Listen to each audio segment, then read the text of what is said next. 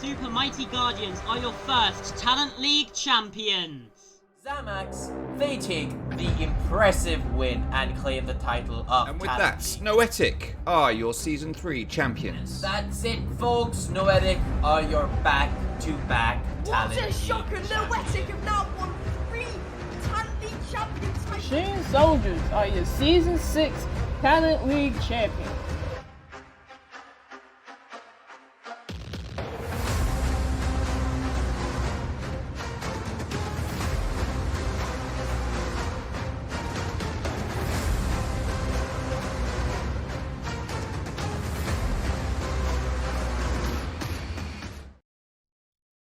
Hello, ladies and gentlemen, and welcome to the grand final of the Titan series between, well, Machine Soldiers and LFO, formerly WeSports. And for this extravaganza of a game, I am joined by the one, the only, it's Squishy. Thank you for joining me for what should be a wonderful best of 5 series tonight. Yeah, I honestly can't wait to see these two teams battle out. They've been at each other many times, especially at the Champions, where MS did win that. So, I mean, it's going to be close. We have a good group of maps lined up for us. Coastline and Oregon being your first two. No, actually, Coastline Clubhouse being your first two. Won't see Banking Cafe. Nope. I mean, want to see Bank because the variety, but again, I think most of these maps are going to be about fragging, and we're going to see some players from both these teams just go insane. So I can't wait. Especially when you're starting on a map like Coastline. I mean, Yeah. it has so many openings. It really leans into that aggressive frag fest that I no doubt we'll see between these two teams. I mean, both these rosters are very strong players. But before we jump into our first game, a reminder that Season 7 Open qualifiers are now, well, they're open.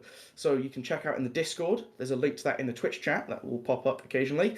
And you can head on over and sign your team up to make sure you're part of this wonderful league. You don't want to miss out on an opportunity. You get to play against some brilliant teams and get to be part of a wonderful production. And you get to have us talk about your games and flame you a little bit and then give you a little bit of praise occasionally. Yeah, I mean, you can also take Trippin's money, so please go and do that. Yeah, please take his money. He's very nice. He will give out to you. But both teams are ready. Oh, and we just have to. The Season 6 champs will be playing the Season 5 runner-ups.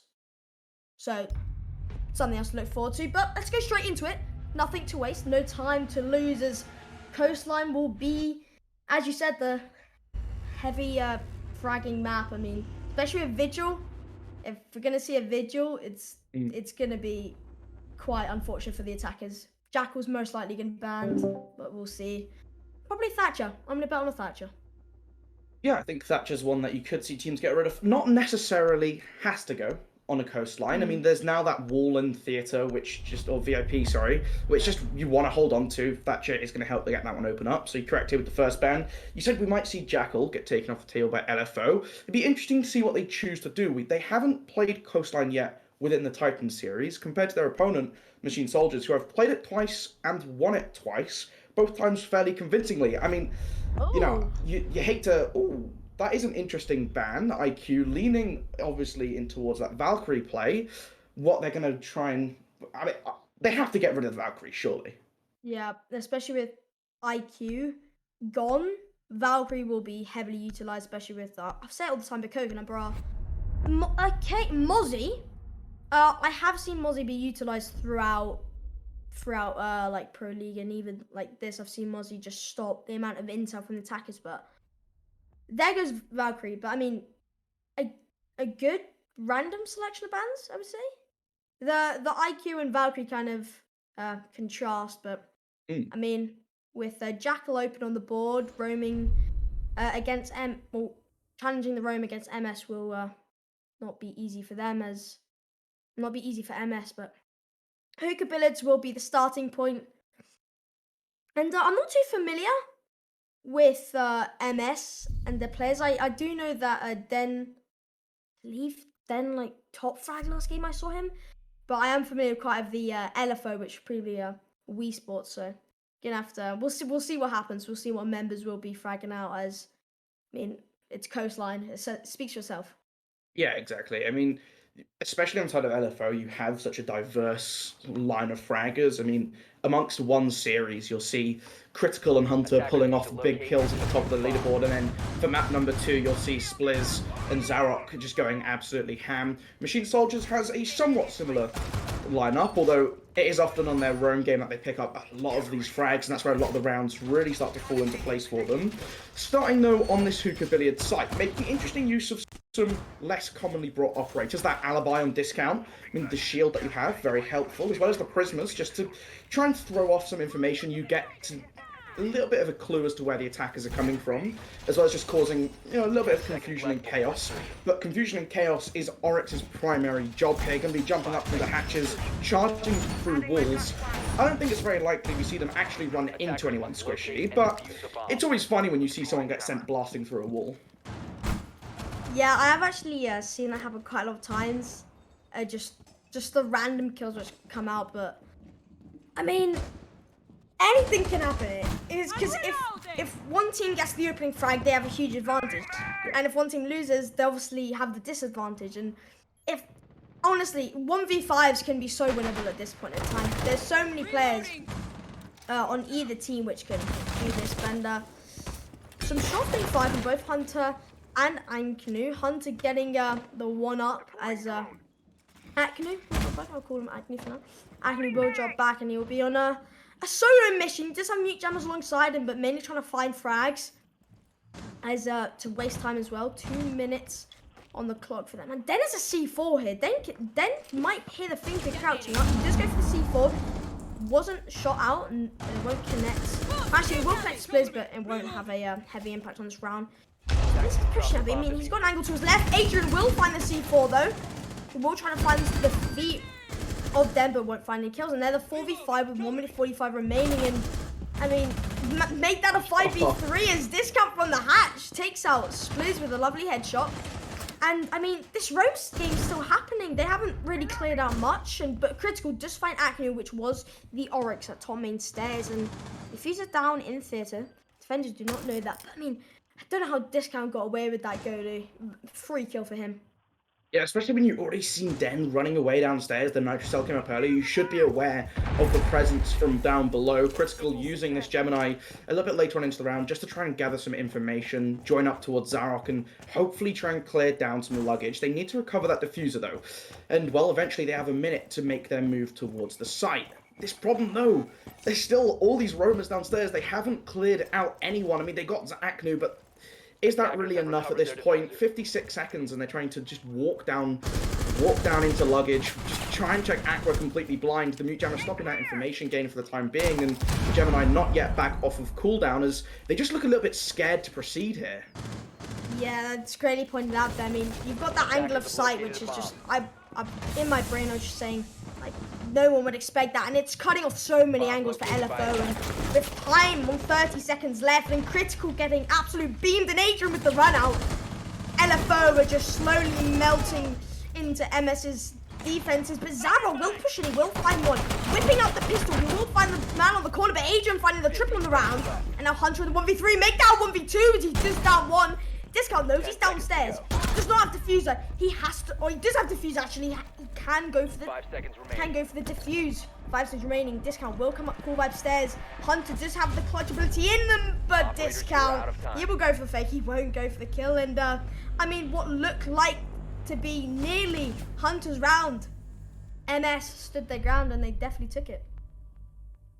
Yeah, it's difficult in a late round situation like that. I mean, it was a nice push, just going straight into sight there between the sledge and the Ash, looking for anything they could find. The time they just hadn't left enough of it for them. That roam game just stalled out so much of that clock, even with Mozzie off the table, a common roaming operator who, you know, those pests are going to catch those drones, they're going to slow down that information tool. It didn't matter. They were able to do such a good job. I mean, maybe a little bit unlucky. Zarok wasn't quite able to catch the kill onto that mute with the pistol, but, you know, that's how it goes sometimes. You can't land every shot, and Machine Soldiers, they take the round, and it was very composed, very well done from the start. You just got to make sure you hold on a little bit more carefully to that site at the end. Defuse as many bombs as they can. Yeah, and I mean, even though LFO, like, you could see that they were just decreasing in Bomb located by numbers. attackers. Zarek did find a kill, which made Hunter find that triple. Which, I mean, if they had that kind of where you sacrifice one member, you do a one-on-one, which can open up more kills. Like, if they did that more often in the penthouse attack, they definitely could have won that. But I pointed out in the middle of the round, Acne will get shot as... Oh, he got ran through the wall. I thought he got shot. But, I mean, that line of sight across, like, slow down LFO so much. And if they do decide to attack Puka Village again, I would be surprised if I don't see a member of LFO go onto the roof and make sure that no rotates will happen through that double door. But either way, on to the next round. Well, oh, that's just 30 discount. Critical will fall in the entry. Will now be on cams as he sits in rooms and looking at. I mean, his body definitely got 100% discount as he took no damage. Yeah, that is a really nice pick to find early on. I mean, you're looking at Critical, strong player, but more importantly, that Gemini tool, which is going to be off the table. It's such a fast way of gathering information for the attackers. It's much faster than a drone. It's a little bit more reliable as well, because you can see over some surfaces rather than having to jump over them or check behind little bit nooks and crannies. And you also lose 2 frag grenades and a Gon 6. The amount of utility... I mean, Yana's a strong operator and has been a mainstay on the attacking lineups for a reason. Discount still causing problems upstairs, running around, giving them the slip as these drones are trying to hunt him down, but currently sitting away on Cool Vibe stairs. P13 trying to shoot some work through the wall, but it's not going to be anywhere near that alibi. And the drones, well, they're going to keep on rolling out, trying to take this theatre and penthouse control. A little bit less presence from the side of the defense. Machine Soldiers choosing to play a little bit further back, play mainly around the downstairs areas, as the drones will come through the roamers on the top of main stairs. Just going to fall back, peel away slowly. There's still half the round to go, and with that 1 kill already obtained, you just want to kill as much time as possible here. Yeah, I mean, Discount will do exactly that as he plays in Vase. I don't know if he will... He's playing aggressive in Hooker, actually. You see him behind the bar, and P13 does not know this. He still saw the top main cam because we did see Acne previously there, and Discount, he will slow more time than ever, but get 2 kills on top of it. And now with 1 minute remaining and 2 men down, it's really not looking good. Drones will try and go for him, but I mean, they knew he was there already. Hunt realized it. I mean, he's just a slippery slime going everywhere. He manages to find himself in Hooker once more to try and find a kill. Or use the Holy Maid. Could find nearly a one-tap through the wall there. Close, but I mean, with 45 seconds left, he's just burning time like never done before. Yeah, and you've still got Zarek on the board on this sledge. You got the Ying potentially, but Hull hugging right onto that corner. Creed's able to get the injure onto the Ying. That's cruel. And the Toxic Babes are going to start ringing out. Zarek taking a lot of damage from the smoke here as they're just going to continue ringing these out. 20 seconds for the 2 remaining attackers to find something. Make that 1 as P13's quickly removed from the table by the Oryx. And a wonderful shot from Creeds to finish a flawless round for Machine Soldiers in their 2nd round holding onto Kitchen down below. And Squishy, everything just seemed to fall apart for the attack here. I mean, LFO just couldn't find their way in. They couldn't get comfortable. The vertical presence was never really applied properly. Yeah. I don't know. I'm a little bit confused. Yeah, so am I. I'm trying to boost some hope and faith into LFO and trying to help them, you know. But I mean, Discount, he's just from these past 2 rounds. I mean, with the spawn peak, honestly, the amount of utility which you said off the board, right? That cut out so much with the Geminis. They cannot clear him out. Maybe a couple drones, but they have new jammers, right? And with Aknu just making the crosshairs focused on top main, just hanging around there, being that pest which he is. So Discount can slip around in these corners, he can find kills, and the way that Ying fell, I mean, unfortunate. It's a shotgun sitting by the doors. Creed's just find a double flat down. I mean, Blue Bar Sunrise, hopefully a new leaf to be turned by LFO as maybe they try to go for vertical again. They go through office. I mean, they've tried to go through penthouse twice now and it hasn't really seemed to work out. I mean, it's pretty obvious. Yeah, I think this site has there's some options for LFO. like you mentioned, they could go for that vertical play, try and take hookah, try and clear players out from inside of the bar before going into mud, and that's quite a common way to do it. The other version of that, obviously, is taking control of the service entrance and into kitchen, and you deny the double door into bars from the corridor at the bottom of the blue stairs, and you just try and deny any defenders moving into the site as you go in for that plant on the sofas behind the bomb chassis. The other option is that office take, and to do that you still need that main lobby control. They are going to go upstairs into Aqua first, and it doesn't look like there's anyone really focused towards this main lobby. Instead, just all of this top floor actually is going to be the target for the time being. Got to be careful of a player hiding away inside his discount, taking a chunk of damage. He's left on very little HP, might be able to fall back to site, but this is the first time they haven't run that Thunderbird, and, well, it could have been particularly helpful here. Hunter, though, getting things started early on, taking out Den. That's the Warden off the board, which means you do lose...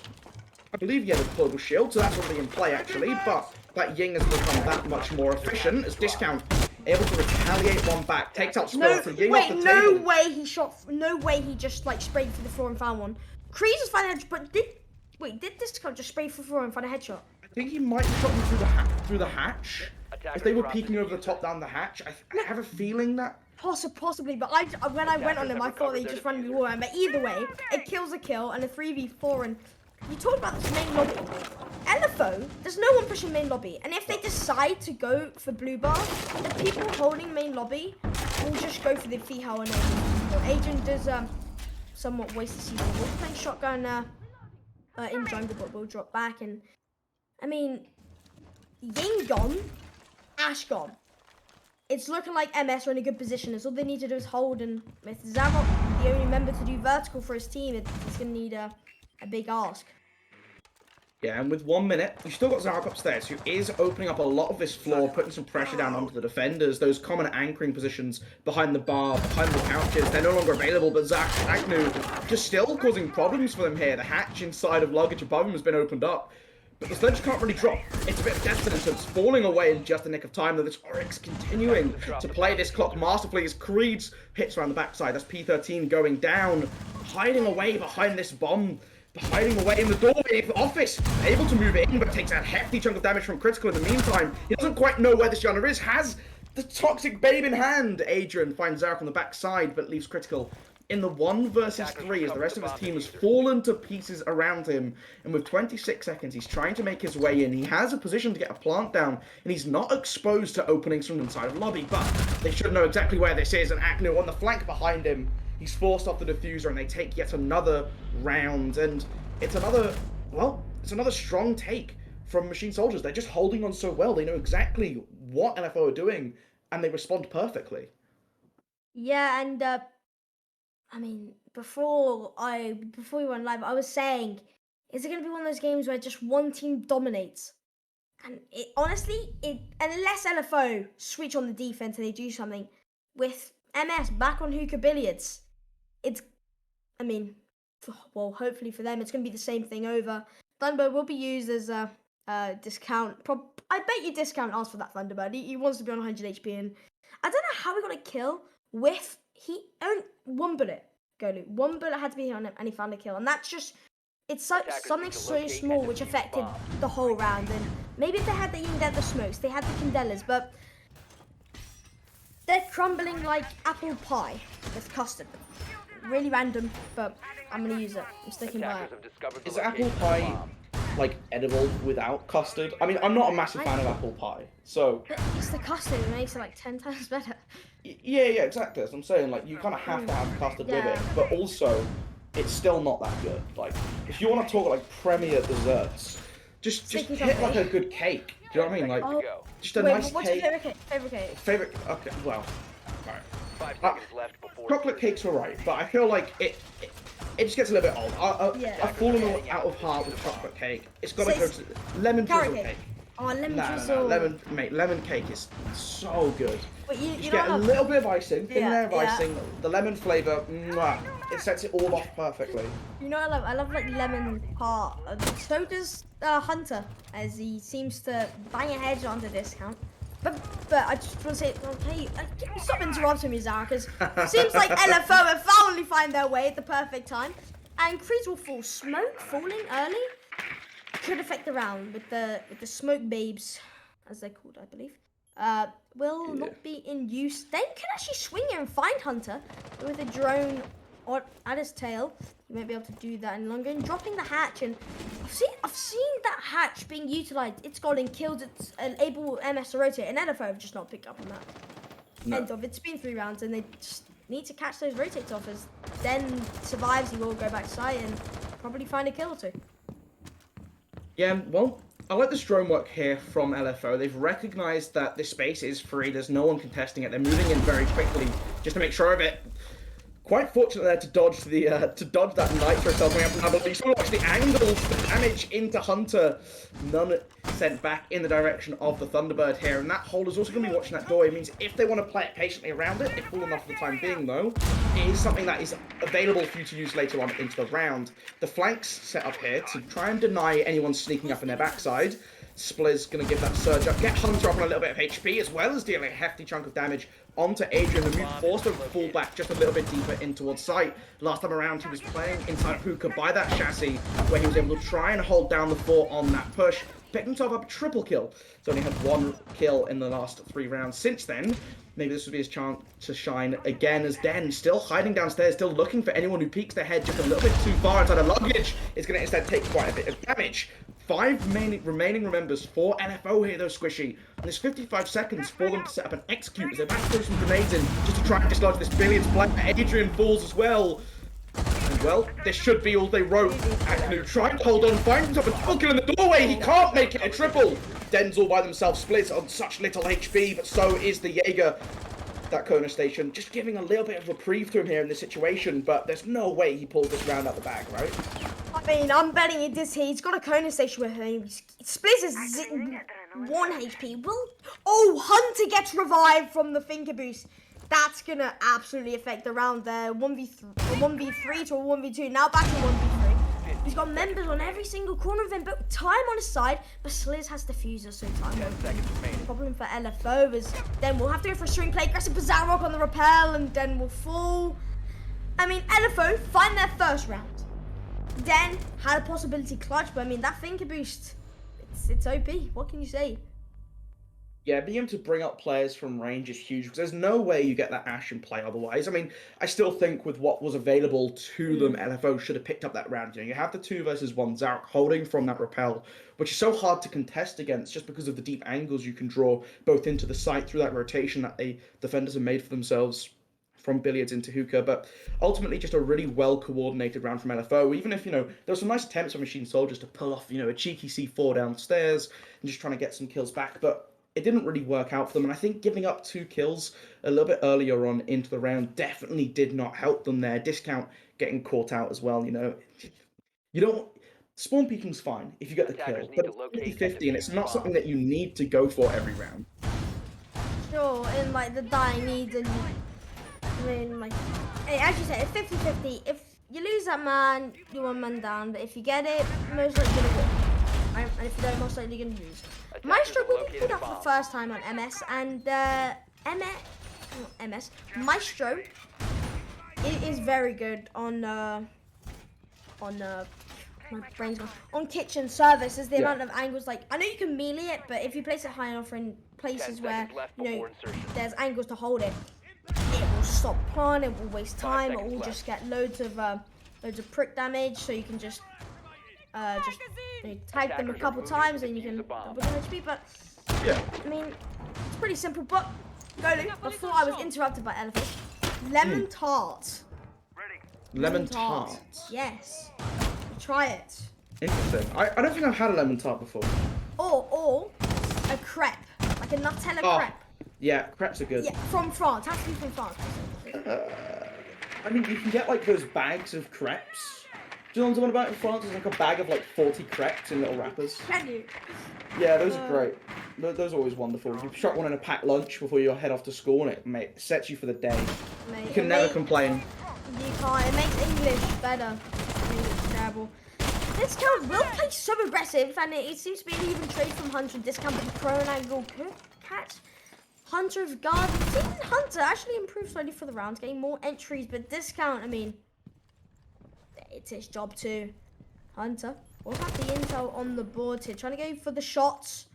Discount was able to drop back somehow. The drones are not catching him, and neither did LFO's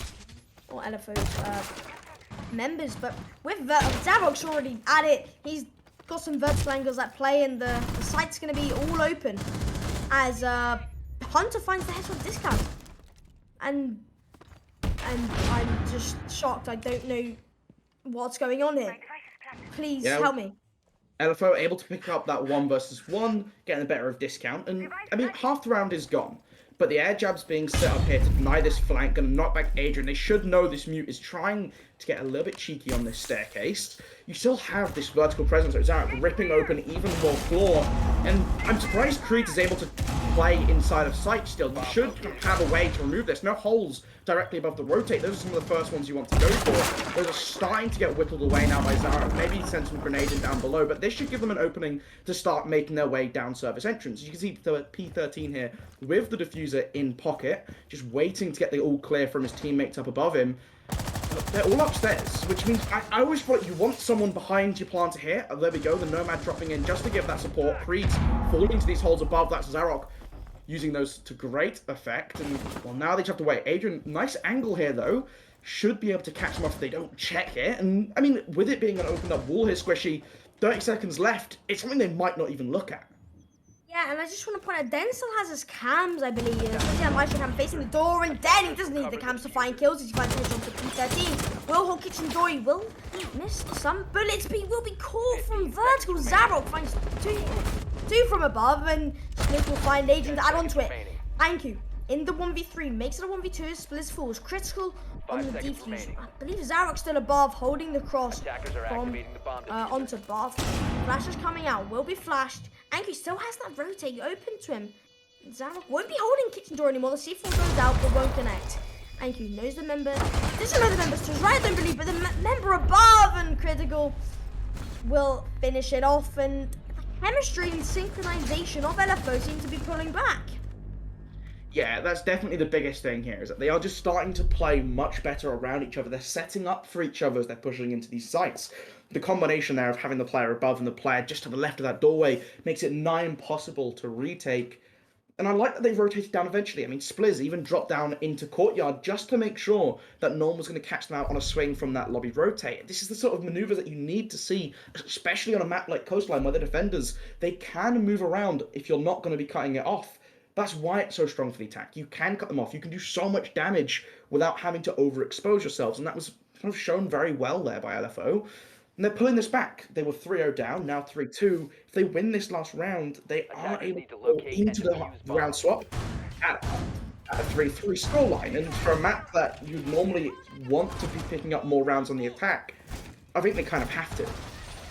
Yeah, I mean, coming back from a 3 and making it 3-3, you'd obviously want a 4-2 or a 5-1, especially on an attacking map like Coastline. Well, it's attacking map, yeah, I'm going to say attacking map. I'm going to stick by that. It's very strong if they're able to get the 3-3 after being dominated 3 rounds in a row.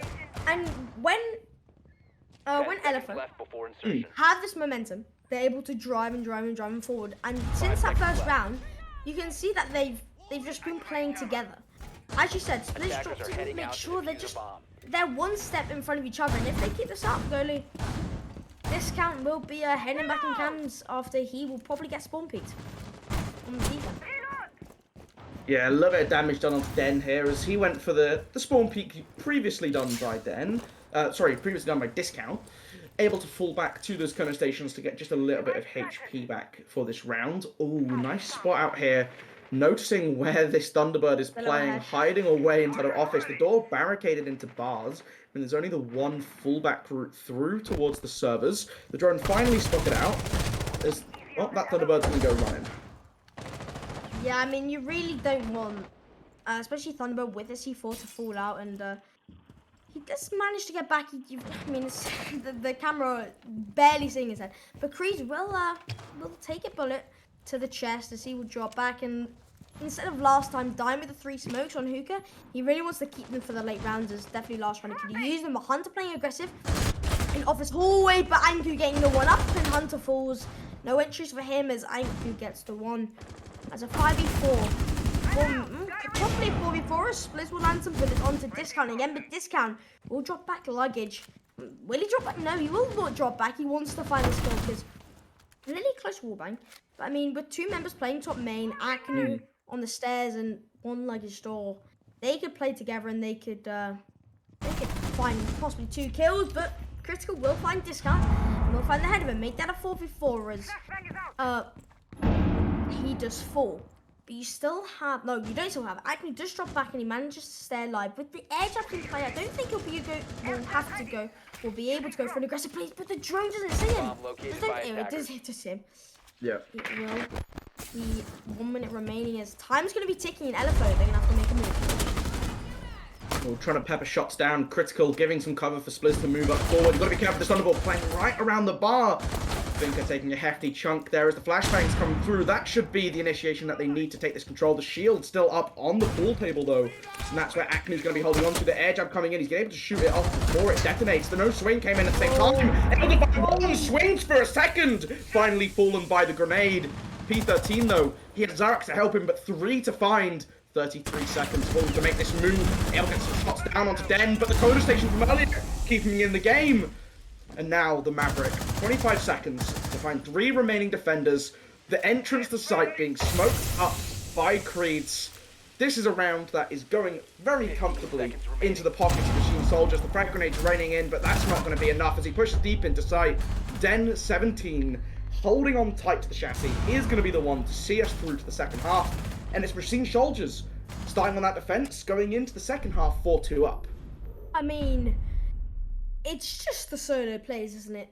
It's literally just on the solo plays. Akno going for an insane swing, and before the nade blew off, he managed to find one more. And LFO, they had everything on them. They had the control, they had the angles. It's just these solo plays, and I mean, squishy tip number 4, hit your heads. I mean, that's what you got to do. But with that being said, 4-2 split as LFO, not WeSports. LFO will head on to Penthouse Theatre, which we haven't seen, or which we didn't see from attackers need to locate and MS. So we'll see how they decide to do it, and especially with Cade gone, with Cade being used as Thatcher and I2 gone. I mean, I don't think Penthouse was going to be opened up anytime soon. What I'm really hoping to see here is you can throw the Cade Claw from outside of Chain door. In the pipe. Yeah. And for those of you who aren't aware, the reinforced double wall inside of VIP, there's these weird pipe things that are dangling on the outside of that wall. I don't think you can actually see them in the spectator cam because they're technically like part of the roof above. Will he do it? No, I don't think they're going to. I think they're going to play a little more standard, throw it into the ground instead, just to keep it safe from some grenades. I mean, the Flores drone being in play means that they should be able to catch those if they can sneak the Reterras into VIP without them getting shot. I imagine the doorway from Fame will be watched very carefully by the Cade. But this change, this is the most recent change to Coastline. This wall gives a lot more flexibility to this site. Previously, we saw teams such as Liquid and Latam. Oh, a very well-placed grenade by Adrian. That's going to be the first kill. Hunter going down. Den 17 already in a position, chasing up through service. Going to find the second one. That's Critical Gun. The Alibi, who's caused him so many problems. And just like that, the roam game from LFO has been completely dismantled. Machine Soldiers know what they're doing here. They're playing with the food at this point as Zaro gets his shield lost and his HP lost. With the Kona stations, he will be able to get himself to 100 HP.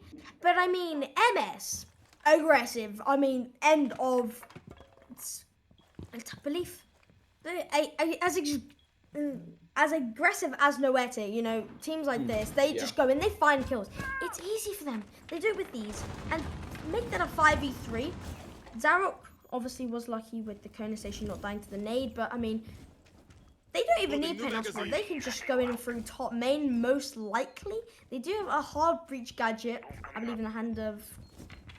Wait, no, they have a banner anyways. They have a banner anyways, but hopefully she didn't fall early. Adrian will find that K charge, so they will get the walls actually patiently waits outside. Creed will make sure that Cade Claw is gone. Just see the hole, and there it goes. Getting that wall, it completely closes off everything which LFO had tried to hold on for. If the shield gone in penthouse, Zarok is forced to push back, and it's really it's time for MS to push in and eventually just do what they do best, find more kills. Yeah, a minute still for them to toy around with in this round, and they spread themselves quite well around the site just because when you have more numbers, you just want to try and find as many openings for gunfights as you can. Creed's going to be the first one to find one of the remaining 3 defenders. Zarok going down. Still, well, Discount finds both of them. Just an angle through the doorway and a flawless round on the first attack for Machine Soldiers on Coastline. And I mean, this is traditionally a very attacker-favored map. Machine Soldiers knew what they were doing on their defenses. They held on tight and LFO couldn't crack the nut. This time around, though, Machine Soldiers just jumping straight on in. They're opening up this map completely, and I don't really know what you want to change here from LFO. Don't die. Don't get caught out on your own. But that's such vague, unhelpful advice to give. That's a squishy tip. Remember that. Don't die, and you win. But I mean, definitely just dying to these just entry fight. I think there was one drone between the two of them, right? One gets the nade kill, which was just phenomenal by I believe it was Adrian on the thinker. Attackers need to locate And then defuse the bombs. other, I think it was main lobby side. Yeah. I mean, it's just LFO. They're clean already in this. When they scrim, I mean, they don't scrim teams as aggressive like this. They play for like their strats. And MS played for the win, right? They came in to win, and that's definitely exactly what they're doing with the 5-2 up. And Hookah Billiards will try to swift the play for LFO, maybe give them that boost they had on the attack when they won those 2 rounds with quite 10 easily. seconds left before But I mean, if MS are gonna do the same thing, 5 LFO, seconds to they're gonna insertion. crumble. Yeah, and I mean, you're moving onto a Attackers are site heading out to defuse a bomb. like Billiards. I think this extension is interesting here from Critical, just using this castle to slow down any presence down main lobby, down kitchen side. And they've got the pulse on the table. It makes sense that they want to play for these nitro cells down below. You've got P13 on that Goyo, giving the shields upstairs in sight, but also, again, that secondary backup for the nitro cell downstairs. And I really like this from Critical. I want to see it make just a couple more holes on the backside of that table, which I don't think is going to be done. But the main way you counter a nitro cell is by standing on a surface above. You vault up, for example, on this side, you vault up onto the table, and you're not going to get caught by a nitro cell. And the way to discount. What is that shot? That's Why are you peeking it though as well? I mean, speechless. I'm By the way, just though, shocked. Yeah, that is a really good start for the attack, and the Pulse has to be a little bit careful here because you're pushing in just a little bit more over towards VIP. You're going to pick up these sensors. That's not a destructible surface. You have to wait for them to commit to moving into VIP, and that's what's going to happen. The first leading the charge, I believe that will be Adrian the Thinker most likely, but you're nowhere near that Nitro Cell. Just wait a little bit more patiently there on that Pulse. But either way, able to dodge that damage for the time being. All 5 members of Machine Soldiers standing strong. And we're seeing here Adrian on that Thinker rotating over towards Aqua Balcony, and that's just to get a little bit of a pinch off here. You want to try and apply some pressure from the back of sight. Another grenade going down. It's going to be dropped right onto Hunter, but the bullets are what's going to see the job done. Another kill going in favor of Machine Soldiers as they're 5-2 up in rounds. They're 5-3 up in players in this round. They're 1 away from match point here, and they're showing no signs of slowing down, Squishy. I mean, 1 minute 10 left on the clock. There's still enough time for them to pull off a solid execute. There's only 3 remaining members of LFO to try and stop them. I mean, I don't think nothing's stopping them at this point. You still have the pulse below, but with no C4s, I mean, it's really looking like they're just going to have to wait as the plant will definitely stand by Akno. But, they do have a C4. I've completely lost that. And they make it a 3v3, but they still have the defuse going down. The swing by P13 won't find the kill. As Discount will make that a 2v2 as the Zarok will add on to it. I mean, 36 remaining. Diffuser not in hand by either of the attackers, and it's a waiting game as LFO just need to hold these defenders for 20 seconds longer. I mean, ADS is still trying to give them a boost. Nate does land but on nothing. I mean, it's really looking like this one's going to LFO gonna have the upper hand, but the kill from Adrian 10 will seconds make to it a go. 1v2 as Zach will be stuck in the corner. Fish from many angles. Will he find one? He won't find the second, and there he goes. Match point for MS. I actually didn't see that C4 for some reason. I don't know why it didn't come on my screen. Oh, yeah. Yeah, the preset from P13 playing Oh, it was a downstairs. preset, that's it. Yeah. I didn't sit in hand. It had it in position, just waiting for that plant to go down, knowing that he might get caught out at the last minute. Having it set and ready is going to be the best way to go. But ultimately, it wasn't enough. The push from Machine Soldiers, despite losing players at the start, Creed's trying to get that diffuser down, got caught out by Spliz. It did not matter. They were there to pick up the pieces. They were there to keep on aggressing into sight. And I mean, a little bit unfortunate there in the 1v1 for Zarek at the end there, because he didn't quite know where that think was coming from. They pushed through billiards. You always want to watch out for that rotate, but there's another doorway just there, and ultimately couldn't quite pull it together. Machine Soldiers, though, this is match point for them now. They are 6-2 up. They are still on the attacking side, and they have looked very strong in this last minute of the round when they're going for these executes and they're pushing into sight.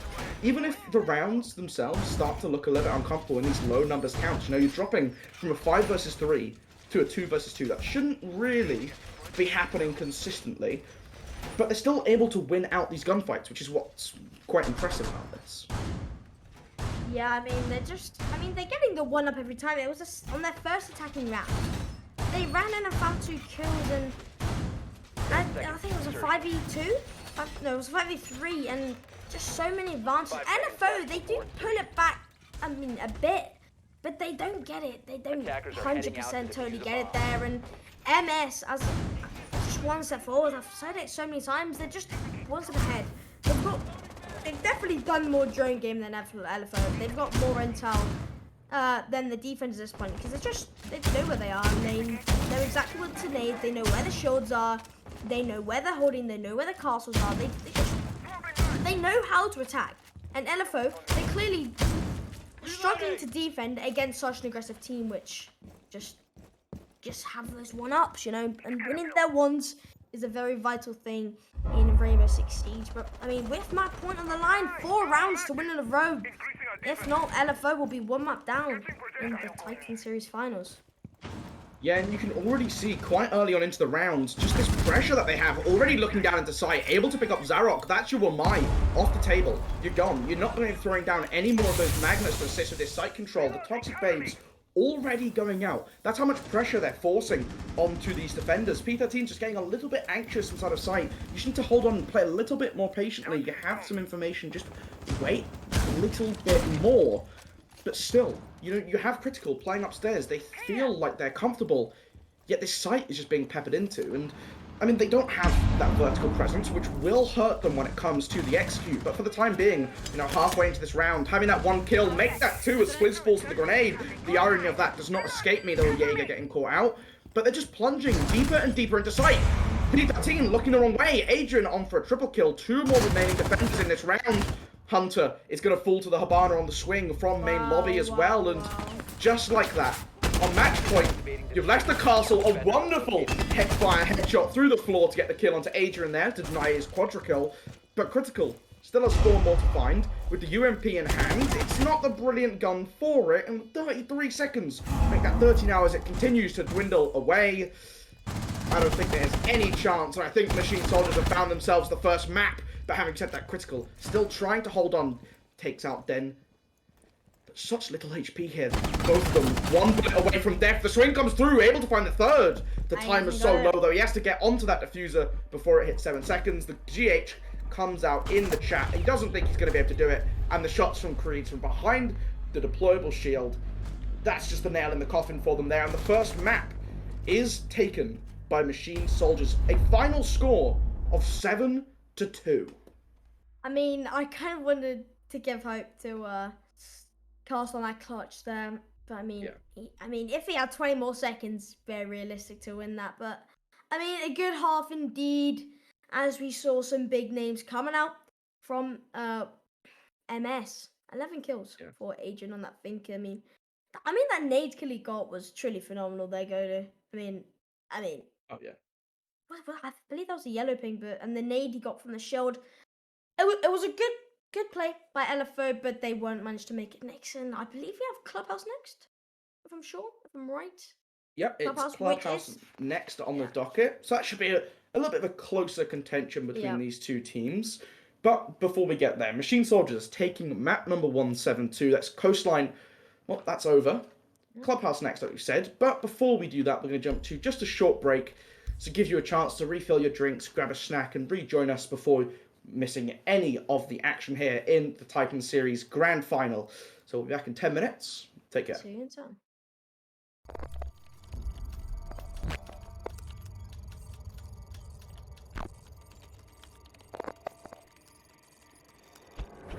Sneak down here in Classical Hall. He is probably going to come into contact with the first player, which Oh, wow. he grabs three. Then he's You close, gotta be though. kidding Then me. he's close.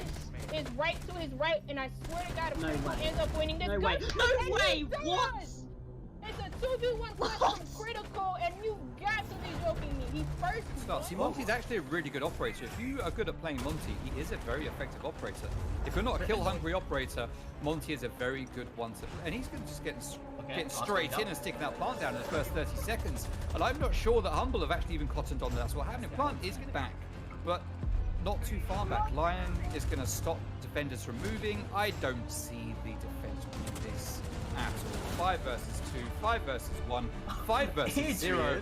Just need to give it away the other Gemini code. He's gonna walk himself over that window, trying to distract him a little bit. 50% damage touching him, and he managed to get one kill with the pistol. Living over the second. No! He's so close, and What the is discount gets 2 kills somehow. But finally, Andrea manages to pick off someone else, and discount. Pistol ace. He's in the main lobby. He's in the lobby. He doesn't manage to get another one. Almost get Alec as well. I got later, there's another kill going Phil's way.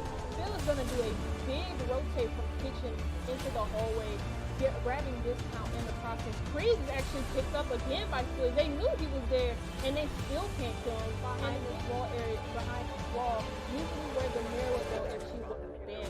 Flynn is able to get Coxie, and he gets another. That is crazy. Very, very quickly as we can. Here, utility being placed. Hatches getting opened. Walls getting opened up. But a cheeky flank here from Aruni is going to manage to drop Adrian, and that is a very important. He's not necessarily going to get any more picks from it, but he is going to make the attackers think twice, or at least you think it would make the attackers think twice. But the plant is going down, but it's going to get stopped. Fantastic play from Alex, who comes in clutch with the triple kill. He's just got to defuse it down. That was there because look, both Den and Discount, they're very low on HP, but he does get spotted out as he shoots the drone. Discount is gonna start going for that pun. It's all on Den to make sure that Alec has managed to kill him. As Den loses the shot, Alec gets that first kill. And Alec with the second kill, he manages to get an ace clutch for his team.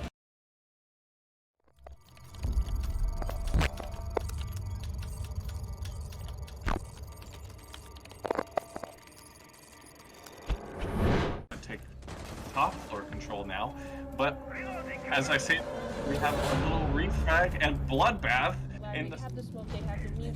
The mute does have a nitro, so the smoke does have 2 grenade canisters. I mean, such low HP, but there goes a kill in RH's favor. He's playing so well in this map, but he's not playing good enough. Ducky, and Ducky does get the kill, the very last kill with smoke and to clutch out the. Really tough, but I do agree Smoke is that operator where you want someone that does not crack under pressure and possibly get things back into their favor. And RH gets a nice little cheeky kill to that window on Blue Bar, and bloodbaths are ensuing. That was another. Run-in is actually going to the bandit competition. He does run Echo out. I think he does do a little bit of chip damage. RH, well, now he's taking the position of falling, has gotten a goal introduction. It's a good round from RH. They're gonna hold the hallway down. They're gonna hold the rotate down. There's the rotate, and he's gonna swing in, but oh goody, hello? Why would you swing it like that? Now it's a 2v1. There is now has to be no cover from the plant. There's just swinging, and now they're gonna chaotic. How do you win that? How? Might see it again. There's Blakey, but nothing's landing on it. Oh, good night. DRX strikes true. It takes down F2 off the smoke. He is down. I don't think he'll get revived. Sir Ruby though with the double kill onto the Vine. So it's up to Sir Ruby to find some sort of miracle now. Chaotic sneak attack. If they are missing each other, he's gonna jump out, and now his position is known. He catches the Iana though. Perfect timing from him too. And now he's playing from above, which means his position is unwinnable. He has to go for an attempt. but Chaotic jumps out. This is probably not the best move. He will not be able to stick it. The grenade goes in, it's too late. Now he's gonna swing out, and he's gonna get the kill. And that is a what? Rooney goes down off the board here, but Frozen getting picked off by Blakey. Rooney looking for another. Rooney getting picked off by Blakey. Let's take it in. Blakey coming out with the taking down Ravage and Frozen, but Kano is going to get taken out. Blakey puts now the firm one onto Chile, making a 4 onto Fire. Bodies run out. One more to go. Can Blakey find the ace on the Shiden? Yes, he can! And Super Mighty Guardians are your first Talent League champions. Zamax, they take the impressive win and claim the title of And with Talent that, League. Noetic are your Season 3 champions. That's it, folks. Noetic are your back-to-back Talent What a League shocker! Noetic have now won 3 Talent League champions. Machine Soldiers are your Season 6 Talent League champions.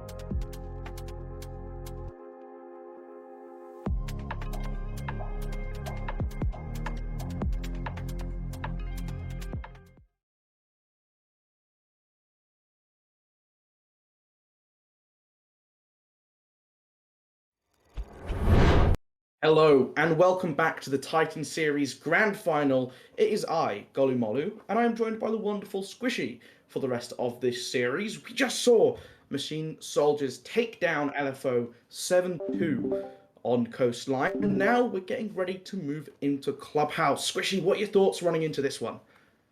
I mean, Clubhouse, I have a feeling LFO are going to dominate in this because, I mean, knowing them, they have so much like information, especially being a team for so long. I mean, most of them come from WeSports, and I mean, a map like Oregon, Machine Soldiers were able to dominate because it's so heavy frag. And I mean, if MS win this map, I mean, it's looking like they might take the title. But I mean, you can't have any doubts for LFO as both teams are ready, and LFO will be on attack and MS on defense. So we'll see how it turns out. But if I'm gonna put a bet, I think LFO are gonna win due to their like phenomenal strategies which they come up with, and I don't know who that analyst is. I don't know if, but we'll probably see something like that. But yeah. All right. Well, we are jumping into Clubhouse. I'm looking forward to this one. I mean, Clubhouse often can be a map which you're not always excited to see. It's not the one that you're most excited to pick out. I mean, I'd say Villa Chalet. Those are the more exciting maps in the map pool for me personally. But there are definitely some Clubhouse enjoyers out there. This, though, will be slightly different because I think both of these teams really excel on Clubhouse, haven't dropped it yet inside of the Titan series, and I think that just means both these teams should have solid game plans to just battle it out against each other. The first bat, Machine Soldiers once again choosing to get that Thatcher off the board. They are starting on defense again. So it'll be interesting to see what their option for site rotation is, especially as we've started to see that bar stock site creep into play just a little bit more recently. Buckfalls? I don't know how Buckfalls. Maybe target ban possibly, maybe LFO something that we don't. Well, we'll have to find out, but Sledge will still be open, but the vertical from beneath, I mean, I think I'm looking at Cash. Yeah. Really, when you're trying to clear out green box, yeah, you still have the nades, but Bart he just cleans it clear, and Lyra will fall, mainly for that bottom stairs and bedroom, but for the last defensive ban, MS, I'm possibly Cade, or not Maverick, Cade possibly, or Valkyrie. Yeah. Yeah, Valkyrie will just fall, and I was gonna say, if Valkyrie wasn't played, the C4s will be, the C4s from everywhere on Clubhouse. Everywhere. Yeah, there's a lot of destructible surfaces on this across just all of Clubhouse. I mean, you're looking traditionally, the Nitro Cell play always comes out on that basement site. When the attackers are trying to get that kitchen hatch opened up, you better believe that whole floor is being blown up. There's a pulse watching you. There's a yokai hidden away, watching your every move. Black Eyes hidden behind the carcasses of the meats hanging up in the room, snuck inside of keg barrels. Sometimes even a Maestro Evil Eye, just to add a little bit of extra chip damage onto you as you're trying to just open a single hatch. And it's not very fun to try and deal with. The Valkyrie being the most frustrating of those. The cameras make no noise when they're active. Yeah, it's quite hard to catch them out unless you're looking for them. But that does mean that Cade is in play, and we're seeing Machine Soldiers on the defense, bringing that Cade claw straight away. Oftentimes you'll see teams pair that Cade with, say, a Mute or a Bandit, because you can throw those Cade claws onto the rafters being just above where Jaeger and Mamai are reinforcing at the moment, and you throw those claws down just like on the ground level, and they'll catch the two walls below in Garage. And holding on to Garage is so key for the defensive teams here, because once you lose Garage on a cash server hold, it becomes so hard to try and deny them moving in towards that server rack, towards that B chassis inside of the server room to get that plant down in the default position. Yeah, well said there, and I mean, most of the attacks on Cash and not Cash, on CC, and when you're taking Garage, it's about securing the angles which cover that plant. That plant is the most... It all ends up to the last 20 seconds when they're getting the plant down. There can be a C4 below which they need to cover. There's so many angles which LFO need to take control of, especially Garage. When mine nearly gets caught off, Anki, if he goes back a little more, he will get caught off, but he doesn't know where he's safe, and we'll try to find him, but no. Well, get back into the Pell and help Maverick get the wall open. But as I said, it's all about these angles which LFO need to take out and MS just need to hold. The breach will be opened by the Maverick and by Zarok and Zarok and Critical working together. On the other hand, the two entries, Hunter and Critical, not Critical, just Hunter and Splizz, Iana and Ash, pushing it through construction to add some more pressure being applied for MS and maybe get a pinch and catch them off rotating. Yeah, when you have that double hard breach, you've got the Maverick to get the main breach open with the sledge. You can use that ace on the backside, but Adrian running up main stairs is able to find the first pick. That's P13 going down. I do not believe the Selma was able to land on that wall to get it opened in time. Hunter trying to push deeper on inside of construction here, looking to find the players out behind, but Discount on the flank once again in tandem with Adrian, just finding themselves two down through the hatch downstairs. Oh, that's lethal. You always have to be careful of that play, and Aknu here getting involved in the action, aggressing onto that road. Oh my gosh. They just found every single kill. Found him in the breach. Wow. Found him through the hatch, found him in the door, and I mean, what are you gonna do? I mean, I was saying that you can't really like kind of frag out on the entry as much because you can't really run up red stairs like a Blue Lagoon.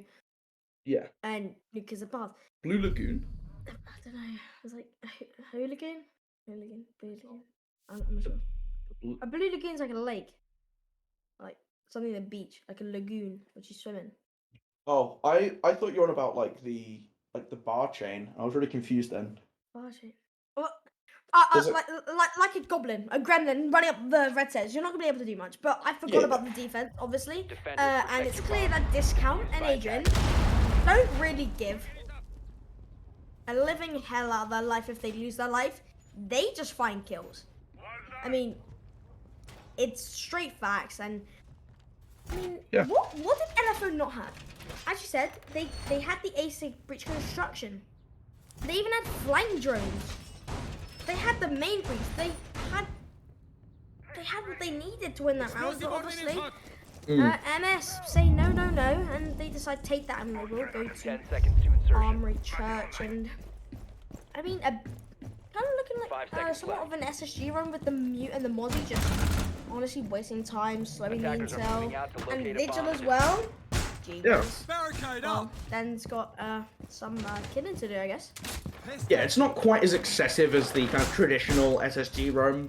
You haven't got the presence upstairs inside a catch and server, but you're still playing around this bar area, just trying to slow down the clock. That's the big thing here. You've got to be careful of the player on this rappel. I believe it's the sledge there. Just you don't want to get caught out on that angle. Ooh, a little bit of damage dealt on Zark. Then Adrian knows right where this sledge is. They're just trying to dance back and forth around each other's bullets, but ultimately Zark going to fall back and give just a little bit of space to Adrian to make his way upstairs. As Splizz tries to find Discount on this main stairs, holding from this netting, this mesh cage, is so frustrating to try and deal with as an attack, as a defender, just when someone's holding this angle. But you kind of have to do it. You always know that someone's going to be there. You just got to be a little bit more careful. Staring straight at that shield there, Hunters. He's trying to get this construction control. And I like how spread out they are. Oh, the Magnet going to just remove that from the table. That's not going to be ideal. Oh, and you can't go wasting your second charge like that, but he's just going to blind push it anyway. Gets to injure the Critical with the grenade, sending that over his teammate's shoulder to pick up the final kill. On to Creeds. That's the Mute off the table, as well as clearing out Dirt Tunnel.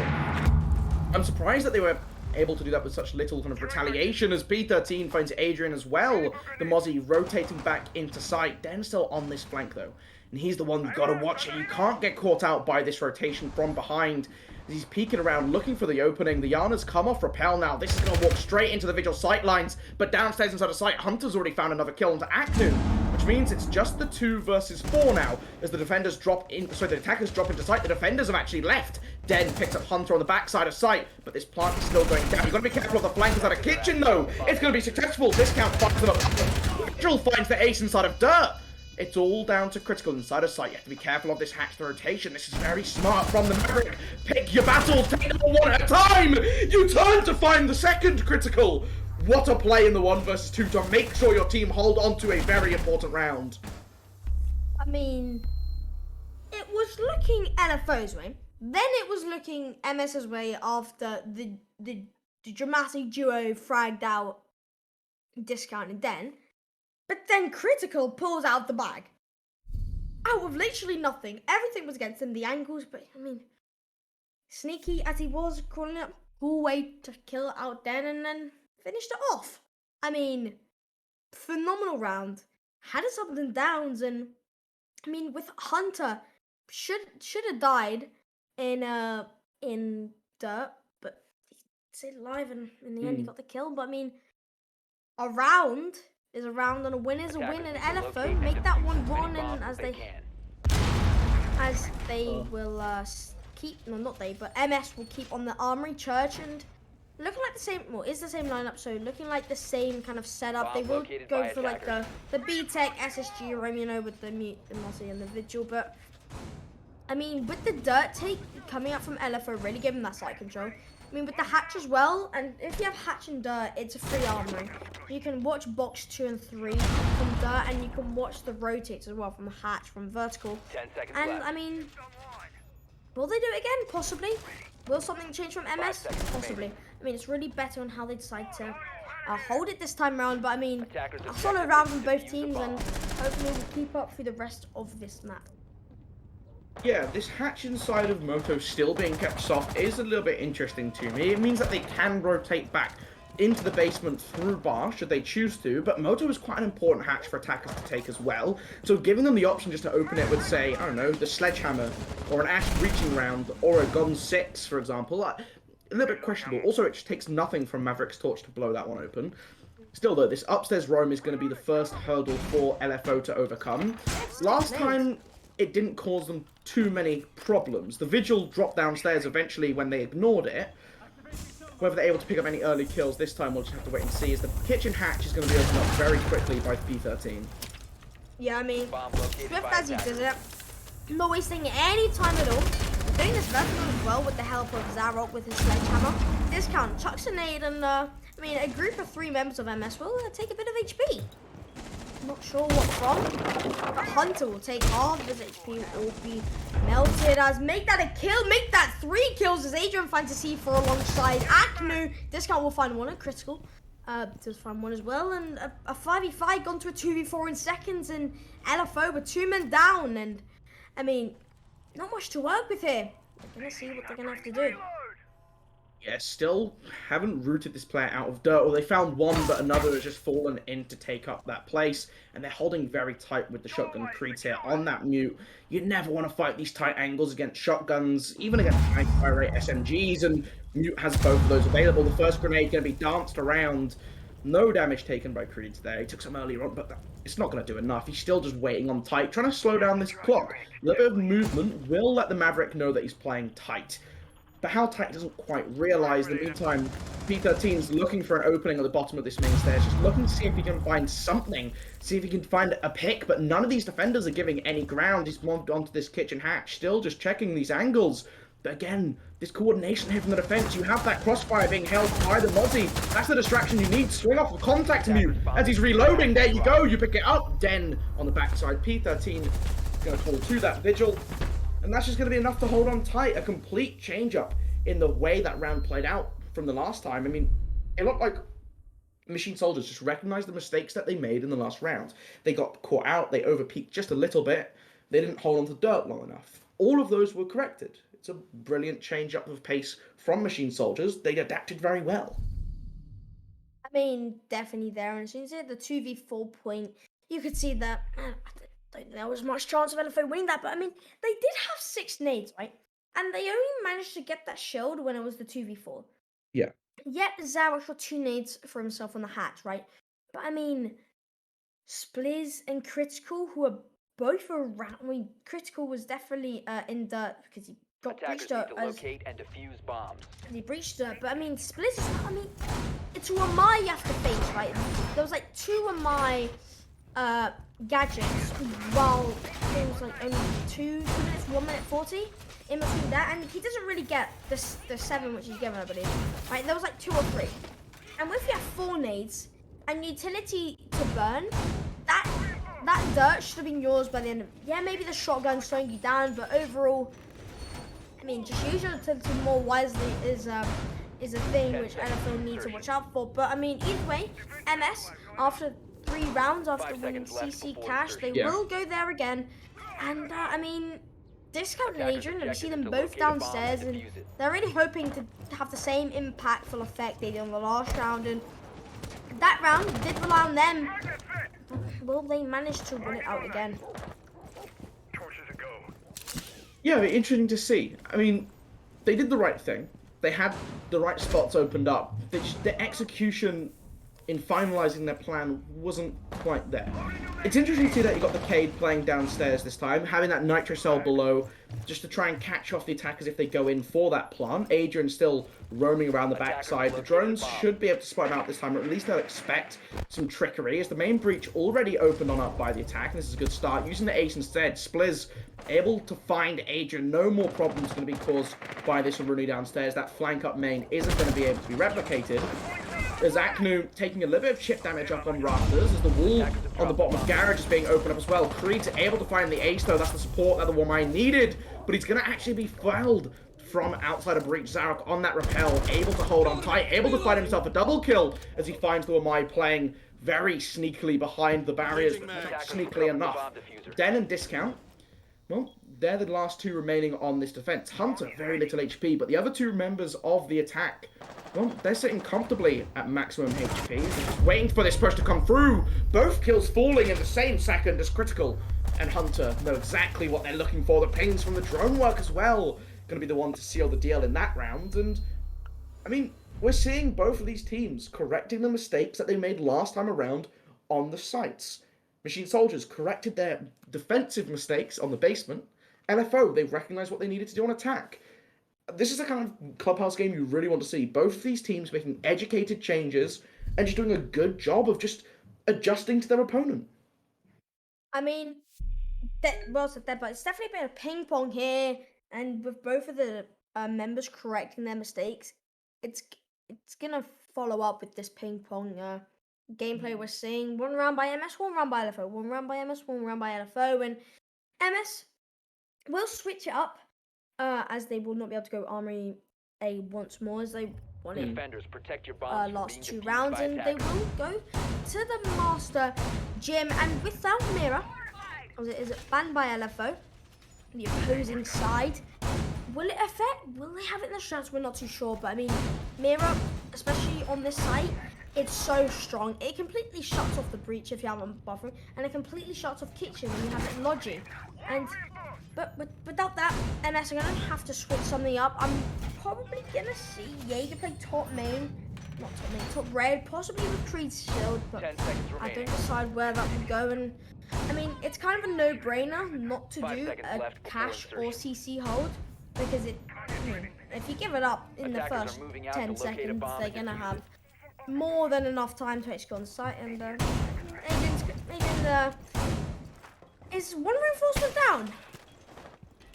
And they don't really want to reinforce that wall, and he's pinging it for his teammates. He will be a bit sad. He will have a little crying side, but I mean, either way, they're gonna have to deal with it. And Den playing aggressive. No one will be there though to peek it and start the round. Start of a new leaf. Already very quickly moving towards the Jacuzzi wall. No denial on it. Cade not being brought. Mutant Bandit absent too. That's the first opening that the attackers need. That gives them a good way to move in towards this bathroom and access to gym as well, which is probably where they're going to be putting down that diffuser, considering P13 staying on that balcony. Zarok on that sledge, moving over now towards these windows into gym. They have the control over by server. They know that there's no one going to be peeking them from that server window, which gives them a lot of freedom to play on and abuse these windows into the defensive side. Discount holding on so tight. You can just see these bullets flying past his head, the trails on them, and there we go. He tries to swing into the sledge. You don't want to do that. Zarok is ready and waiting, collected that freebie, and he'll say thank you very much for the extra assist in this round.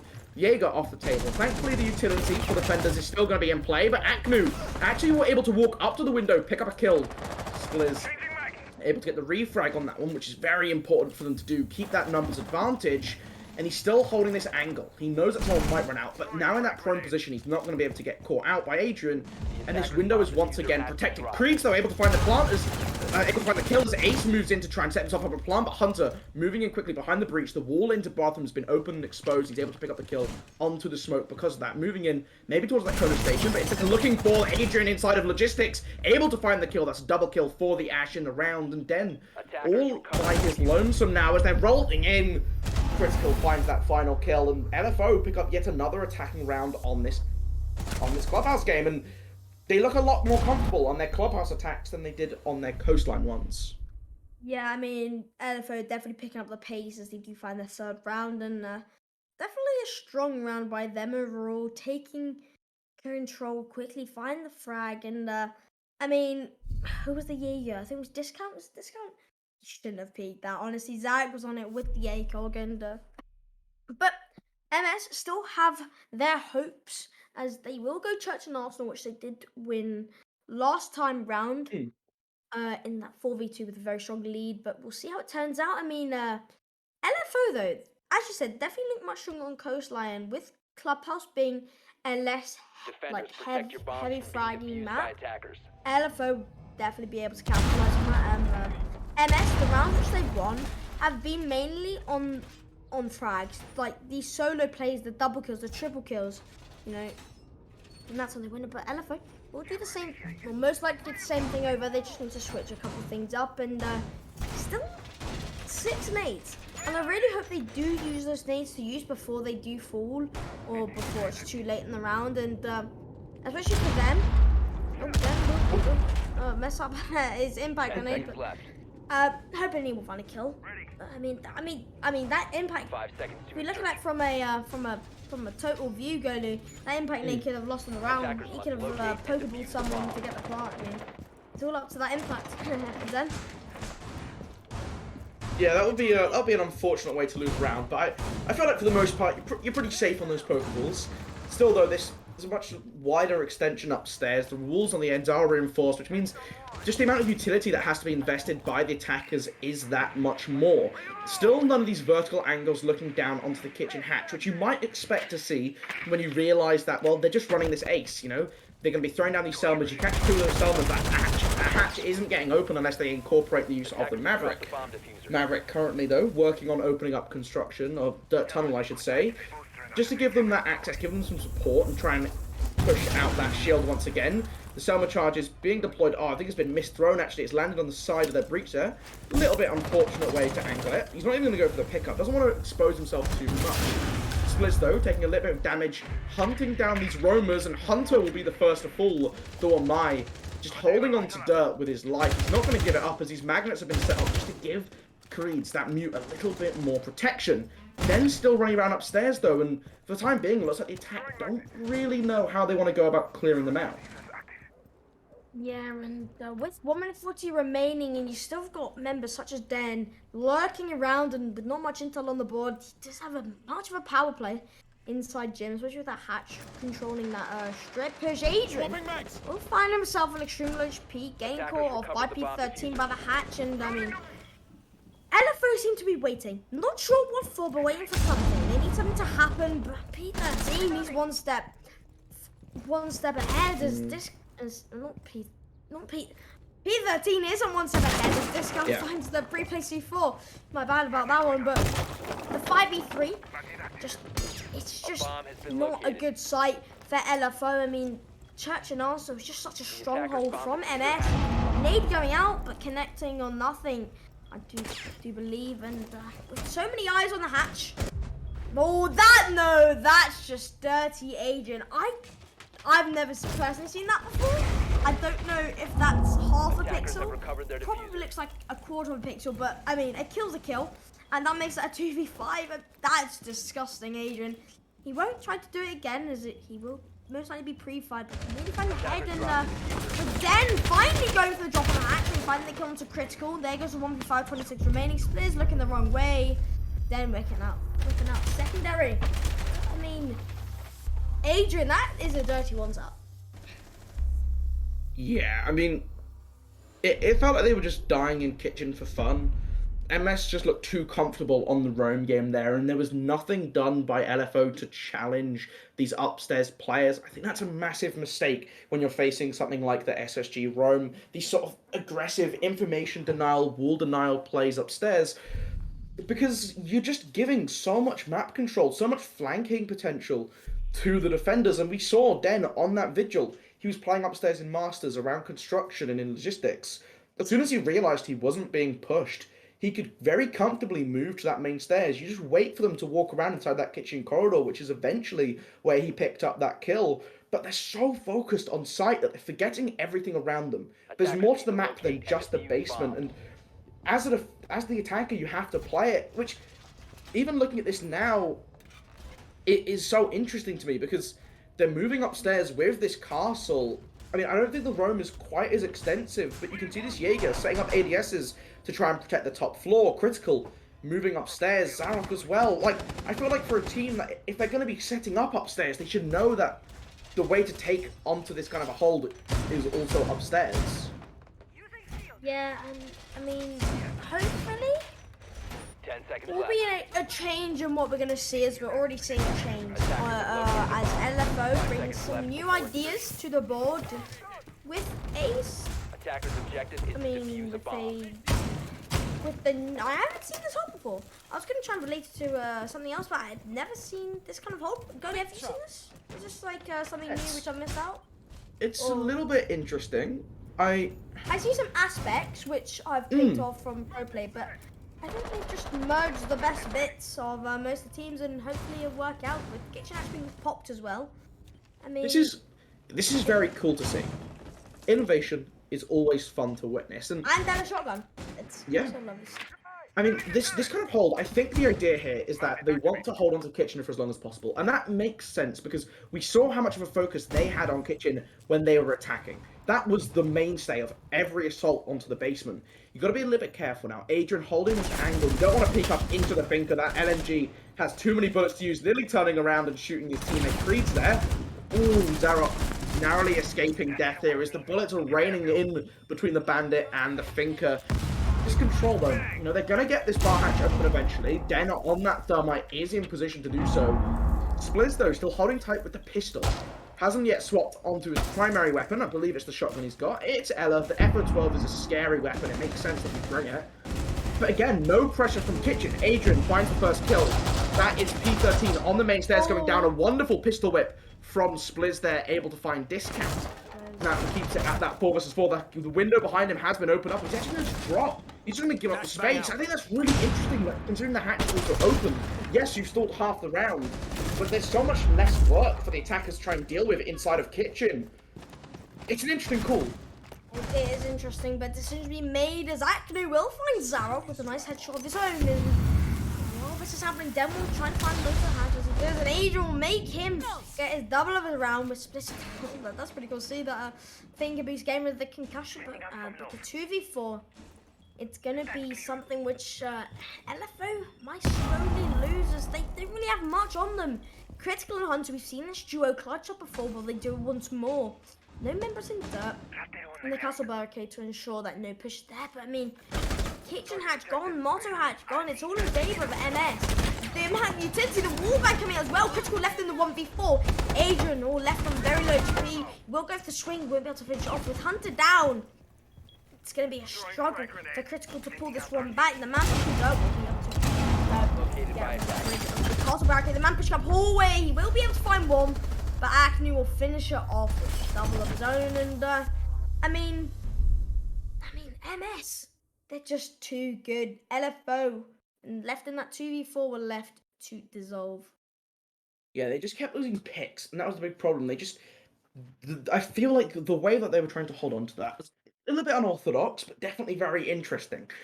The idea was just to stall as much time vertically. You deny that Kitchen access. The problem was, Splizz felt a little bit uncomfortable because you lost the support around him.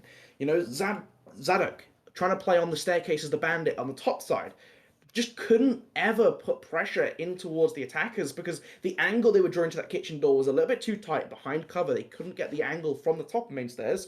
They lost the player at the bottom of main stairs as well. there's no support Attackers need for to the locate Ela and defuse inside a as many kitchen. The bombs window starts to get popped on open up. You know that there's a flow. It's going to be chucking in flashbangs, going to be chucking in those Rotera drones. You don't feel comfortable.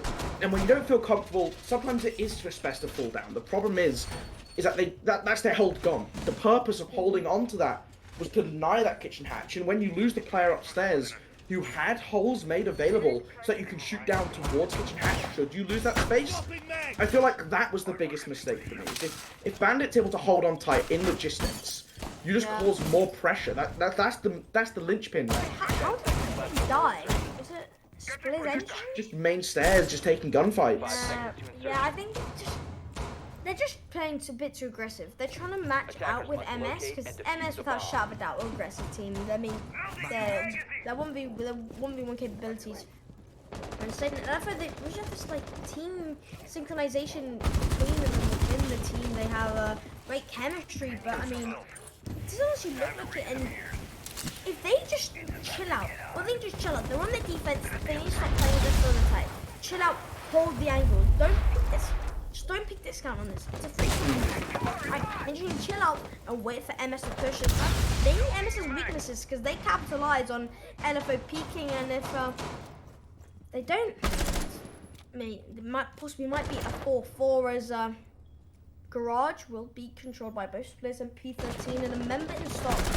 I believe Adrian with the thing against, they'll have 2 nades. One nade will be used, or 2 nades will be used by Acne on the breach, and I'm kind of foreseeing the inevitable future that 2 nades will be used beneath Bizarrock. We'll find Acne with the headshot and we'll go straight round the 4 nearly hatch, catching off. But as I was saying, Adrian, he's probably going to use those 2 nades on green or green box. Just to try to clear out which are capitalizing their gunfights on site. But I mean, I kind of called it. Critical gets hit by the nade. Will he get hit by the other one? We're not too sure. That's up to Agent if he decides what he does next. But I mean, stuck in I believe that's split stuck in the corner of rafters. Discount does have the opportunity to try and find him, and with still a nade in the hand of Discount, they can nade him, and he's being flashed multiple times. Will it be a run-in? But then we'll find Zarok in the run-in by then as well. We'll find him his double thermite entry. It's a surprise, but Hunter will able to even it out as he finds Discount. Those 2 nades won't be in use anymore. Hunter still has these smoke canisters, which is not used anytime in the round now. One on repel, and it's definitely like that. They're gonna be going for default plant anytime soon. But with Maestro cams in play by Critical, it will be up to him to slow this plant down and the smoke grenades. As soon as it wastes time, the Critical caught off guard as Adrian finds a headshot. They're gonna have to do something special in this 2v3, as without the Maestro cam, without the Maestro alive, they will placing him as Hunter. Will use one of his smoke grenades. Still has 2 more left. 25 seconds remaining. P13 helping him with the cross. The flashbang being pushed out. He tries to play aggressive, trying to get rid of the flashbang, but the plug going down. P13 holding that window jumping perfectly. 50 seconds remaining. Doesn't find the defuse though, as Hunter just finds Creed's dead, going for the push though. Doesn't know the man's close door. The man crouching box though will find Den on very low HP, and Hunter finishing the job, and there goes LFO getting the round 4-4. Yeah, very patiently played there on the defensive side of things, just making sure that they didn't overexpose themselves, especially after losing that Maestro, drop into that 3 versus 2, just waiting patiently for gunfights to come into their favor, and they did that perfectly. I feel like on the attacking side there, you just want to see Adrian and Creed just play a little bit more passively. You have a good crossfire setup. The only thing you got to be careful of is those toxic babes, those gas canisters, which can disrupt Den as he goes for that defuse. That was ultimately the problem there, is that they felt forced to make a move, and the moves were just into the lines of sight of the waiting defenders. And, I mean, LFO picking up another defensive round. That's very good for them to keep in this game. But excitingly here, we're seeing both Spetsnaz operators, the Kapkan and the Tachanka, as well as Bar. A little bit more of an interesting sight. We mentioned in the preamble, maybe we'll see one of these 2 teams take a crack at this slightly unorthodox site. A little bit less common, even if it is rising in popularity very slowly, I should say. It's not skyrocketing to the most played of all the maps. It's still quite fringe. Yeah, but the move... Yeah, please keep going. I was gonna say, I've seen like bar being utilized very well, especially with the hatches beneath to stop those plants. Yeah. But you don't have a pulse. You don't have a Valkyrie. You have no bulletproof cameras. You have no way of knowing where the plant is 10 seconds to to use go. those two C4s. And I think that's what's going to affect 5 seconds left. LFO in the later part of the round. Yeah, I mean, having that bomb be moved from stock onto the kind of front part of that stage does help. It means that you have a sort of buffer room now, where before they could open up 2 doors and have a perfect crossfire across the site. That isn't the same anymore. But still, it'll be interesting to see how this attack chooses to go, because you want to clear above the site first, and then you have these hatches. You have soft floor to try and manipulate where the defenders are going to be able to play. A lot of that master bedroom floor is soft. Adrian taking point here as the drones are coming in around him, trying to relay the information on any defenders playing for the cache. That's the first floor clear.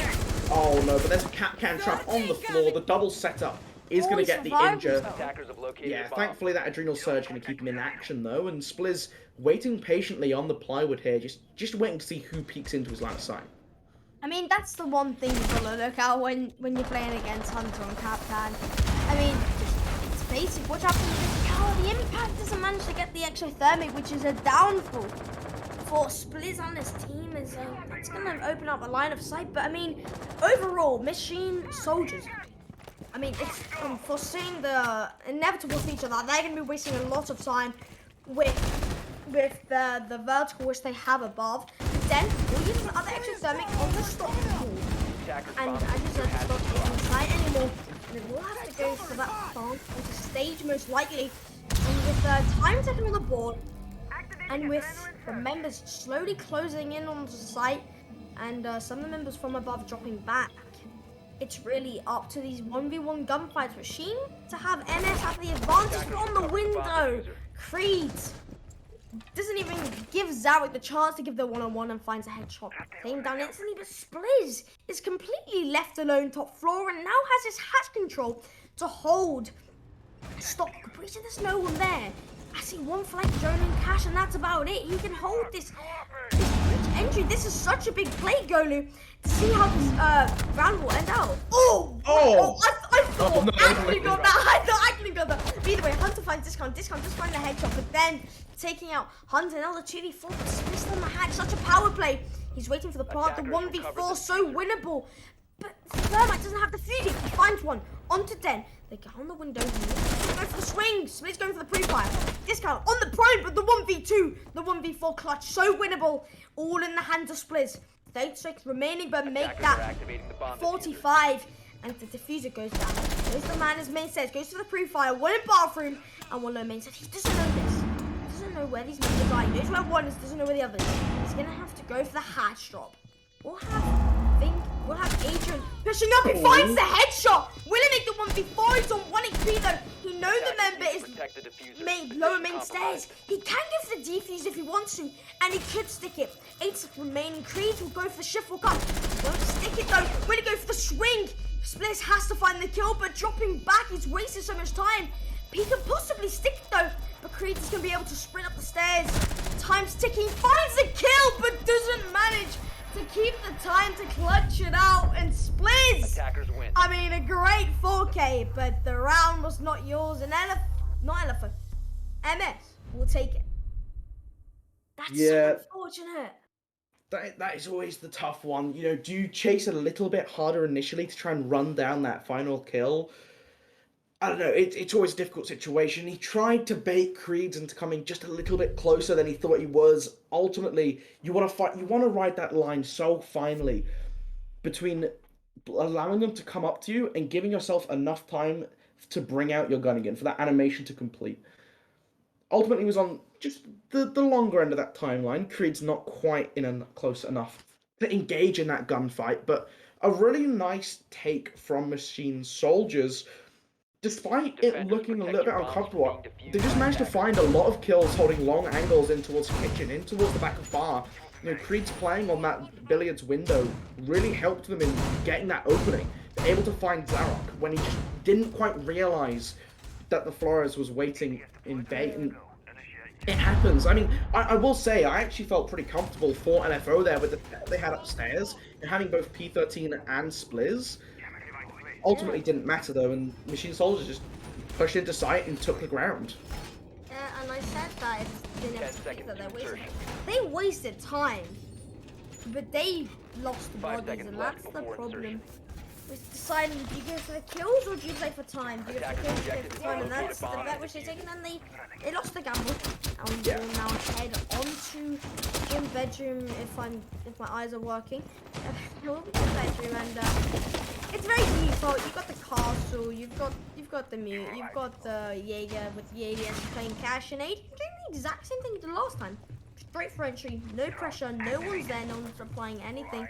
To him, it's going to be Swift, as he's got 2 nades, and I mean, I'm really hoping, unlike LFO did before, as much, use those nades. You've got 6 of them. You can go over the wall because of the wall. You've got, all you need is 3 flashes, and then you can pop 6 nades through, and that's easily. Swapping mags. Obviously, you can get 6 kills with 3 nades, but I'm saying that's free cash control for MS, but do that. It's not my choice, and they will be breaking over, and that's kind of implying that they will go for the nade over. Floor drone just, it's an annoyance to any defender playing in cash or any kind of fight like this, but this one will be half HP, but the impact, I believe, I'm not sure where that's from. Possibly beneath, yeah, he will. Realize this. And 150 wasted. Discount 7.5 HP, as I've already said. Agent, going for the nade for free, but will that connect? Oh, it does! Zarok was not far away from that, and there goes the entry frag. Creed's on the hatch, but Hunter's trying to find refrag, and he does exactly do that. Will find Creed on the close breach, and he will finish him off with the shotgun. Finding the second headshot. Holding. Close door. Shotgun 2 pushing at the same time. He managed to find a triple, but instantly revived by Active, but critical with the red dot on the Maestro LMG. He's absolutely going to be holding it down. He does find 1, and the 1v3, which what seemed to be looked like a good attack, crumbled in the hands of Hunter.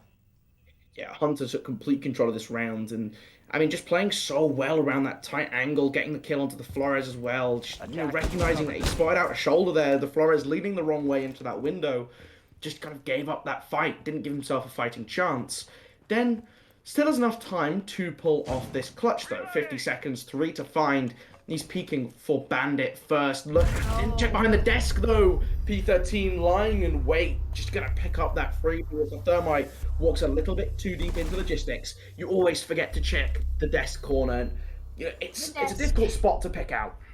The desk. It sounds like something out of a horror story. It is.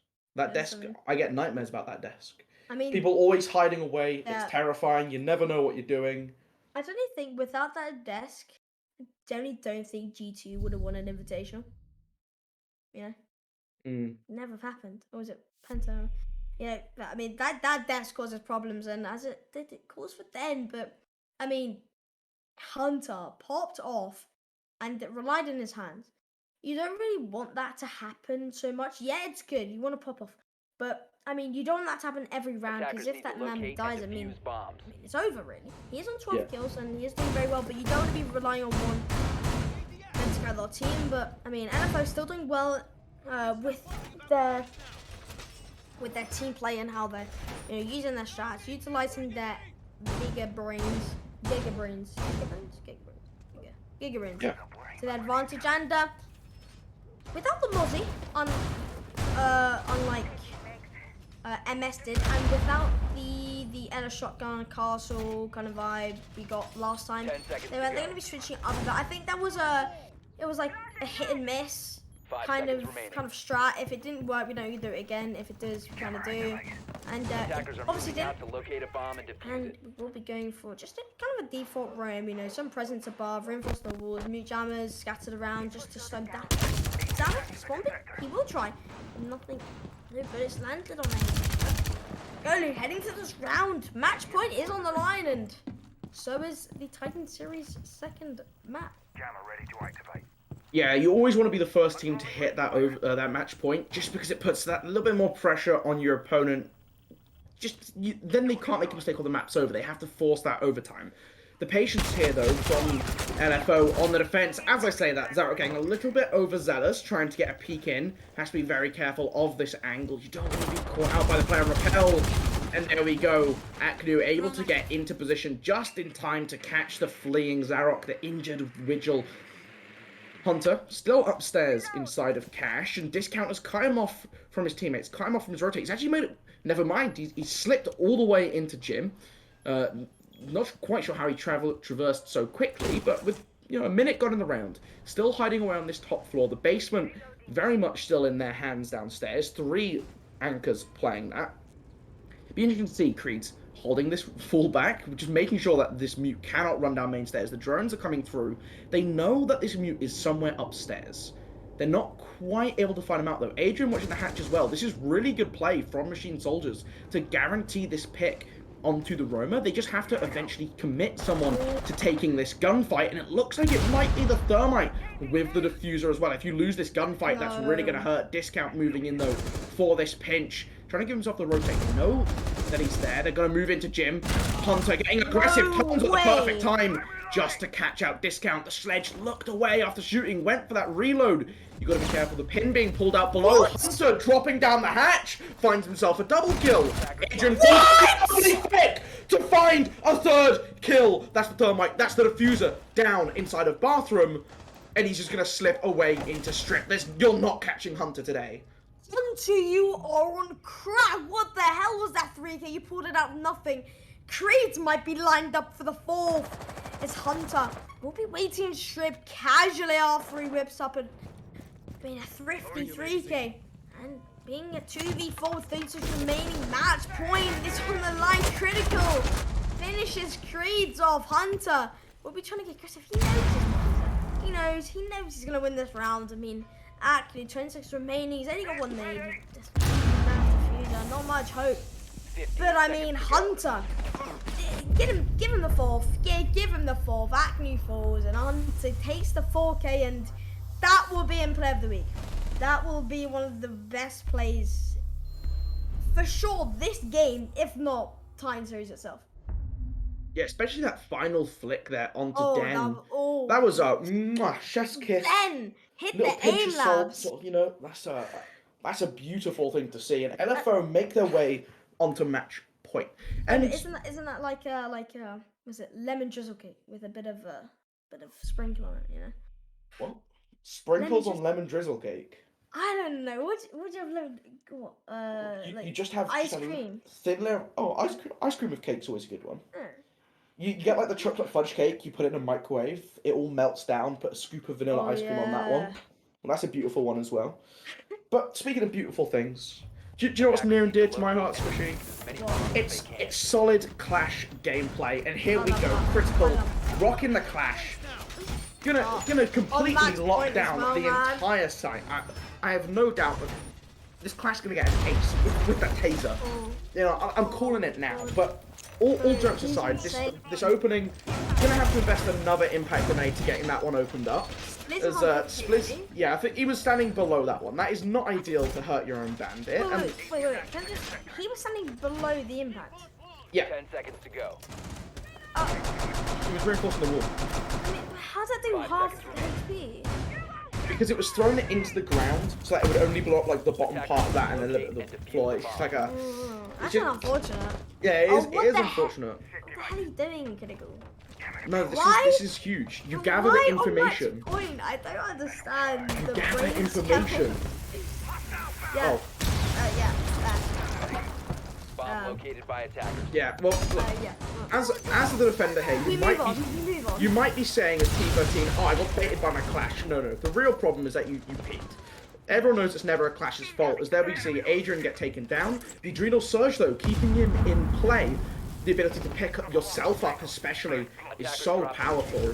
Spliz looking to see if he can pick anyone up here, but Discount on the backside, already finding yet another kill downstairs inside a lounge. That's Hunter gonna fall. Clash still standing on this rafters, but with all the walls being busted up all around you, you're gonna have to fall back into sight. The information tool that you have is still very powerful, but no smoke on the board to just stall out as much time. Instead, you've got Spliz and Zarov each rocking a nitro cell each. Well, Critical just gonna go press that button. Spliz has been trying to finally get a kill on 50 HP, but I mean, Critical is just insane. Critical Clash Critical, whatever you want to call him at this point, and with 2 kills gone, P13 falling early, the nade falling out could That's critical, but no. Thrown a bit too high. Adrian will heal himself. Bomb has been located. He did take some damage previously as he was down, and another nade will go out. Critical whipping out his shield, trying to find the kill, but he falls down, and I mean, Creed, he adds on to it. Zarek in the 1v5. We're trying to see some more SMG11 crazy gameplay. The cost is from too many angles though, the prone, the windows, it's all against Zarek, but will find one in the 1v5. Make that 1v4, he does find discount. Still the angles he has to worry about, the C4 going out. One on the door, he does find Creed on 50 HP, has to reload with the small ammo gap he had.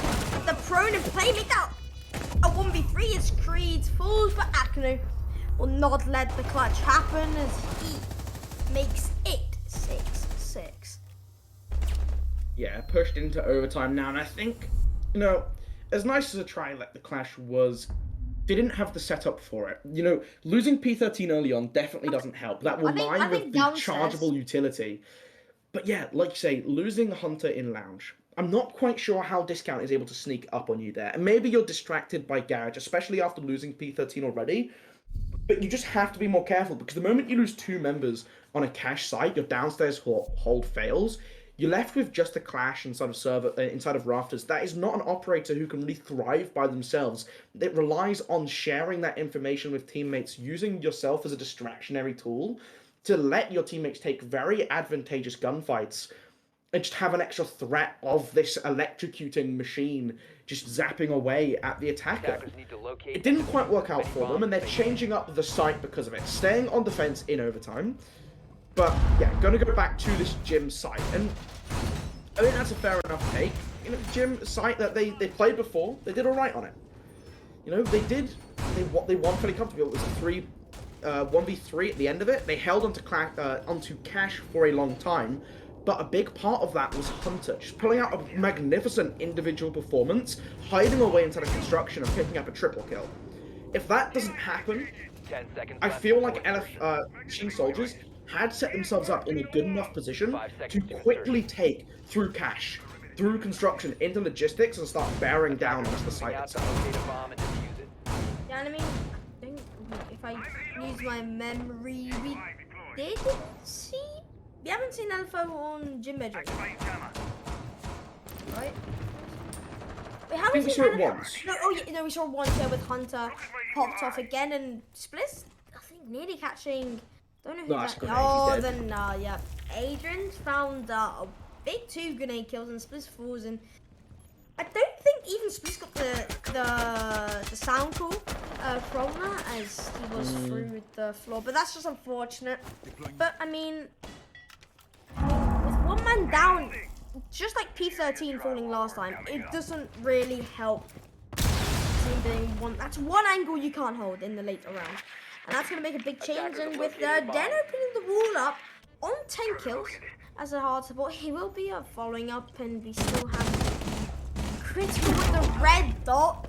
LMG, that's going to be a disturbance for not only Creeds as he falls, but the rest of MS. And another name will be used, and that will be of Adrian. So no more nades for him, but he still has this 3 thinker boosts for him and his team, and LMG, which we've seen him use many times. 13 kills, which he is on, and he will go to the same position where his teammate died to try and pick out critical, playing. I mean, he's pretty much relying on that castle barricade, as if it falls, he's in a sticky situation. And that castle barricade will do exactly that and will fall. The other one does a point from the other angle, and that noob prepping the nade will be able to find Hunt and fall, and Zarok adding on to that. Critical up left to critical on P13. We haven't seen much of P13 throughout this map, but critical definitely came off with the swing coming out from Adrian. Doesn't land anything with the pre-fire. The MG finds him a triple on this round. Now both pushing through. He's got the ace in line, but no. Acne shuts him down, but P13 in the 1v2. It's all on this overtime match point on the line. P13, he's been hiding this game. He pulls it out the bag now. It's a shocker if MS. When the South, but he's confused by the Maestro Cam and the 1v2 for match point. What a big round which had to be won. And guess who came on top? It's LFO. Yeah, creeping closer to the victory here. They're going to be swapping out the sides in. Well, overtime match point. Like you said, LFO just need to win one of the next 2 rounds to take this one home. It's do or die for Machine Soldiers if they want to keep their advantage in this series. If they can take Clubhouse and go 2-0 up, that's such a commanding position for this best of series. LFO want to keep it close, want to keep it tight, and a win here, it's just so important for bringing back that momentum. A reverse sweep is so hard to pull off just because of you just have to disrupt the momentum. Machine Soldiers would certainly be feeling much more comfortable going into Oregon 2-0 up. But it comes down to this here, is LFO attacking into the clutches of Machine Soldiers, and Machine Soldiers going down to this basement, a site that they have looked pretty solid on, and a site in which LFO really didn't look comfortable attacking. The big thing here is this upstairs roam. Creeds, Adrian, and Den. Oh, sorry, Creeds and Adrian, Den, and Aknu hiding upstairs. The reason this is such a dangerous threat is that last time around, LFO were not clearing them out. They were not opening up the walls in either Jacuzzi or Server, and they weren't pushing the roamers out. And it just meant that they could fall back downstairs and just harass the attackers whenever they deemed fit, whenever the defenders below in the basement needed that assistance. LFO, if you want to win this round, that is the way to do it. You have to put pressure on these roamers. Yoli, have you been an analyst before? No, I'm just really smart. Fair enough. I mean, you've got a pen in your hand, right? So that was really arrogant. I was just saying that as a joke. For legal reasons, that's a joke. Fair enough, mate. I mean, you've definitely got a bigger brain than me. You're writing notes. I mean, I've got a little note here that I write like small things, but you seem to be writing essays. So I need some tips from you. But either way. Yeah, if T1 team's looking for a coach, hit me up in the Twitter DMs. I'm here all week. DMs are open. You know, this guy's insane. Go get him. Either way, MS on this match point, they have so much on the line here. It's grand finals. I mean, they kind of have a map to fall on, and if it was one map which LFO were gonna win, it would probably be, you know, Club and Chalet. But we're on Club now. Chalet's later. If it decides to come, and Hunter, Hunter finds a headshot. That's so big for LFO and Creeds. That's so unfortunate. Holding the C4 a bit too close. Maybe the nade killing him, but no discount.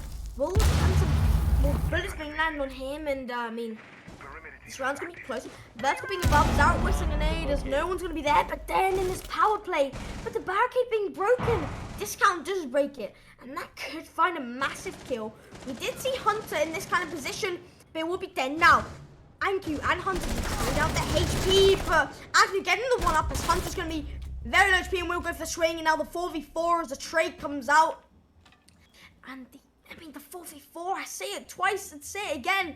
It's 6-7, there's so much pressure on NS, they can't make anything wrong. If Agnew plays a bit too aggressive, he will get called off, especially on very low HP, and no Thunderbird or Dock in hand. For his team, it's going to be struggling. The Crystal will be there to try and, you know, pinch him off. He can't really move, he doesn't have any choices.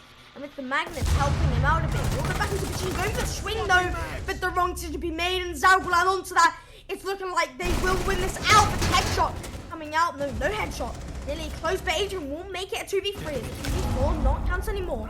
Finding the headshot, pulling the hatch, one main stairs. Look for the drop now. Adrian, they can see his feet. So unfortunate. I mean, it's looking like it will be the end of it, but we can't count our discount. He's been good throughout, especially on coastline, and this is where he can show off. Diffuser going to be planted by P13. The pre-fire coming out by Spliz, and with no C4, he can't stop the plant, and it's just a waiting game for LFO.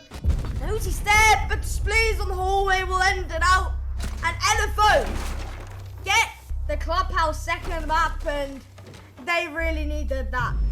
Let's just say that, and 8-6. Solid. Solid game we just saw. I mean, yeah. It's definitely not as comfortable as LFO would have wanted that to be. I mean, a couple of those rounds were quite scrappy. You saw there, Agnew did a really good job at holding on to AKs for such a long time, but ultimately just didn't expect Critical to be pushing up as far as he did inside the dirt. And that's why you always want to double up when you're pushing in to try and find space to try and take picks. Ultimately, though, both these teams played really well on Clubhouse, and there were some very particular players who deserve a shout out. Hunter in that game, so many big rounds, which kept his team in. I mean, that cash round, the gym bedroom round before, where he picked up a triple kill, playing tight inside of construction. Those kind of rounds, those big plays, keep you in series. They keep you in maps. Yep. Brilliant job from LFO to take this win. But the next map on the schedule is going to be Oregon, and it's a map where a little bit of the opposite of our first map here. We haven't seen LFO play Coastline. We haven't seen Machine Soldiers play Oregon inside a Titan series. So, it'll be interesting to see how that one pans out. Obviously, LFO want to keep this running. They want to try and clean sweep the rest of this series. But I believe we'll be jumping to a short break. So, again, just get a refill, grab a snack, and be back in 5 minutes. See you in 5.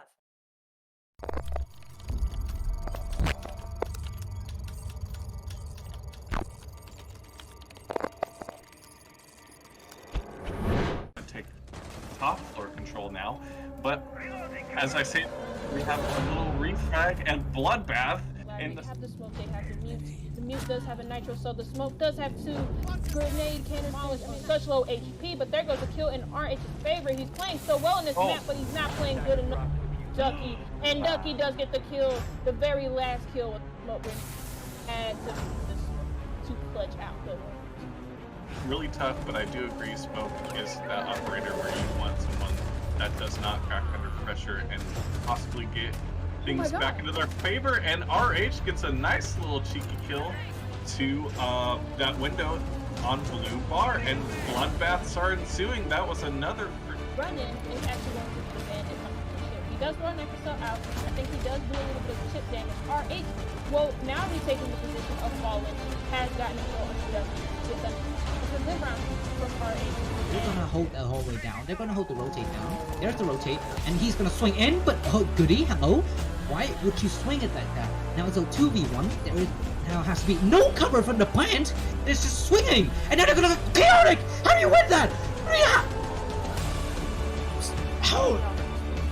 Might see it again. He does Blakey, but nothing's landing on it. Oh, good night. ERX strikes true. It takes down F2 on the smoke. He is down. I don't think he'll get revived. So Ruby though with the double kill onto the Vine. Now so it's up to Sir Ruby to find some sort of miracle now. Chaotic sneak attack. They are missing each other. He's gonna jump out, and now his position is known. He catches the Iana though.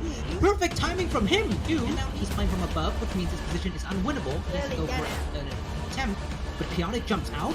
This is probably not the best move. He will not be able to stick it. The grenade goes in, it's too late. And now he's gonna swing out, and he's gonna get the kill. And that is a what? Rooney goes down off the board here, but Frozen getting picked up by Blakey. Rooney looking for another. Rooney getting picked off by Blakey. Let's take it in. Blakey coming out with taking down Ravage and Frozen, but Kana is going to get taken out. Blakey puts now the firm one onto Chile, making a 4 onto Fire. Bodies right now. 1 more to go. Can Blakey find the ace on to shoot him? Yes, he can!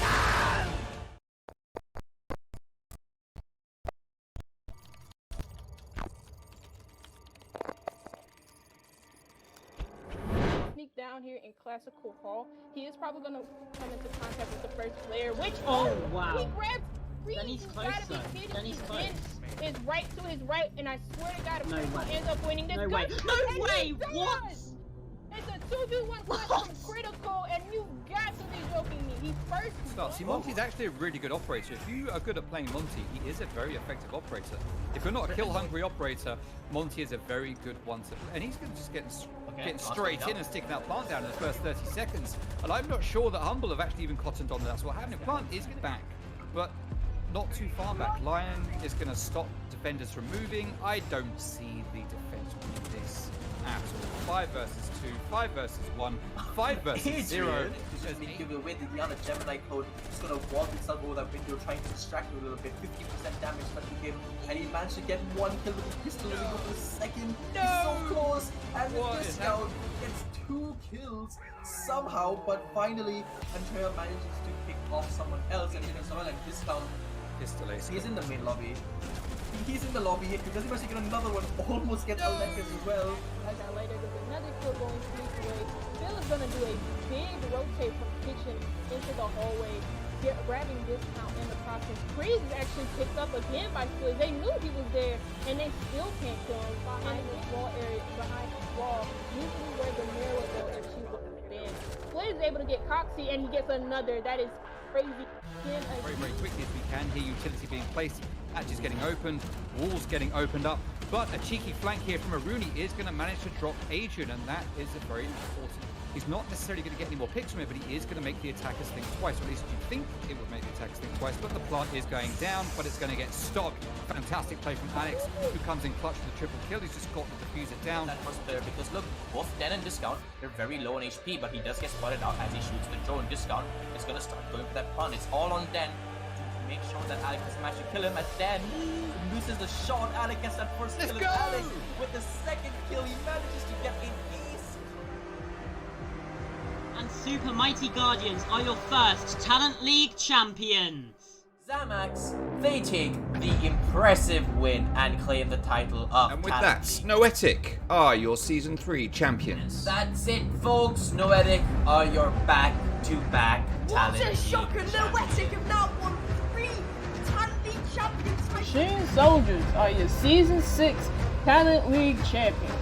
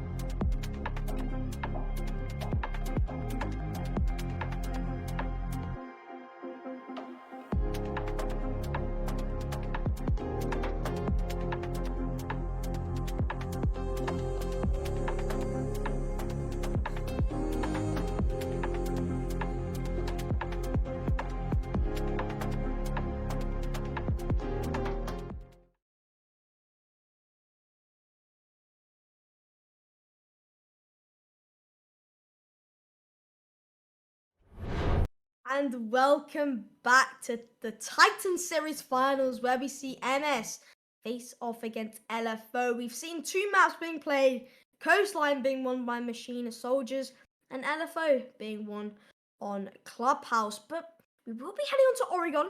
We've seen so many teams, especially these 2, play on Oregon. But a little switch in the starting, as MS will first start on attack, and LFO will hopefully capitalize on the defense. And if I'm going to bet on bans, Flores, Thatcher. That's my kind of go-to for this map. Yeah, I think Machine Soldiers on our last 2 maps just took away that Thatcher and the Valkyrie. And I think that's just going to be a universal ban setup, you know. I think they're just going to get rid of that on every map we play today. FO is where it gets a little bit more interesting. Will they get rid of the Flores, or will they take over the job of Thatcher? Hibana. No. Hibana. That's an interesting ban. I mean, I understand why. There are a couple hatches that you'd want to open up on the basement site, but Machine Soldiers never played the Hibana, really. I think they might have picked it up on their attacks on Coastline, but it wasn't something they ever wanted to bring on Clubhouse. Traditionally, the map that you associate with Hibana being dominant on. There's that Thatcher ban, though, from Machine Soldiers.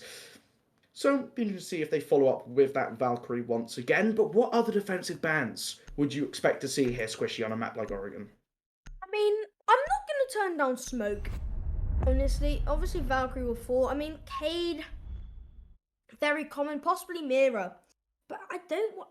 Smoke's been buying quite recent at Oregon, playing just Smoke on general Oregon has been quite capitalized, but I believe it's not going to be Smoke, as both teams want to play them. Yeah. Possibly a Mira or Cade. Mira will fall, and that's mainly on downstairs. Downstairs, on top floor, it's not that. Well, there's not many positions which you can capitalize that Mira window. But either way, those are your 4 bans for Oregon, and with the 1-1 in maps, whoever wins this map is 1 map closer to being your Titan or the Titan series champion. Yeah, this map very interestingly. First ever Titan series. Yeah. Wow, cool. I think LFO statistically have a little bit of advantage. They've won it twice out of the 2 times they've played it. The Machine Soldiers, like I mentioned before the break, haven't played Oregon yet in Titan Series. Obviously, they would have played it outside, and it's a very well-known map to every team that plays competitive Rainbow Six at all levels of play, more or less. There's a couple teams that will do something spicy and ban a lot of Oregon just to prevent their opponents feeling comfortable, but that's a little bit more of a niche strategy. You don't see that a lot. So I'm interested to see what teams bring. The first thing that I'm quite interested by is this setup with the Goyo. I wonder if they're going to play one a little bit further forwards inside of Trophy, especially if Hunter's opening up this rotation. I'd expect to see that get put down, have some Mine Magnets, have those Jaeger ALSs to support it. The downstairs reinforcements below as well, that's also quite... Not peculiar. We've seen teams do it in the past to hold onto Kitchen, just because if you lose Kitchen, it enables teams to open up a lot of the floor below bunks, and that's where often your anchors want to play, your smokes, your mutes. You want to sit quite comfortably back there, where it's a little bit safer. You can pepper in your nitro cells or your toxic bades. This extension though, Zarok playing inside of the cubby. That's the word I'm looking for. Cabby is in fact someone who drives a taxi. Just trying to hold on tight. You got that shield, you got the ADSs to play around. I like this heavy shield setup from LFO. Yeah, you do see. I think you see a lot of shields on Orion. The shields completely cut off the angles, which you worry about. Right? For example, them doing the mute extension, just shotgun SMG11, it's OP, playing close angles such as that. It just, like, he can just sit back. He's got ADSs. He's got 1 Mine Magnets for they have to burn through. And it's just waiting game with shields. And when you have 3, and with only, I'm not saying only 4, not only, but 6 nades. I mean, you can get all 3 of them without a shadow of a doubt, but with only 3 flashes to burn, I don't think we'll be able to get all of them. And I saw it coming when he went for the quick peek, but I don't want to confirm it. But I mean, Adrian will fall in the first man to fall in Oregon, and Spliz will get an insane kill, probably the best ones that we've seen so far. And it was spicy indeed. And Spliz, the spicy man himself, will be holding that kitchen as 2 members from downside to push. And we have Hunter. We saw him pop off last game a gillion times. But he will be pushed by many different angles. Creed knows he's pushing up though. He will get the flick on him, but he will be very deep. Get the push from him. Will might be able to get the crossfire through the hole and the angle through there. 1 more pushing. Will Spliz by the 3rd? Yes, he does. The first round is all on Spliz. He's doing insane so far. Will he carry on to shore with Creed on no HP? It's looking like it might as well be a 4K as he rotates out through small tire, and then I'm not sure where he is. I think he's Mars aside, but Spliz will drop back. He's happy with his 3 kills, and he might be able to flank actually, as Den will be near Zulu as he enters into security. And a Golu. What a round by Spliz. I've got so hype at the first minute. Yeah, I mean, 40 seconds left for these remaining attackers to find something in this round, and they're still hunting down Spliz downstairs. He's able to make it a quadra kill. I mean, you're looking for that last one. Does Creed's giving the ace? It looks like he's trying to hide away inside of dining. Just wait out this clock. Because they just don't know. Okay, let's be real.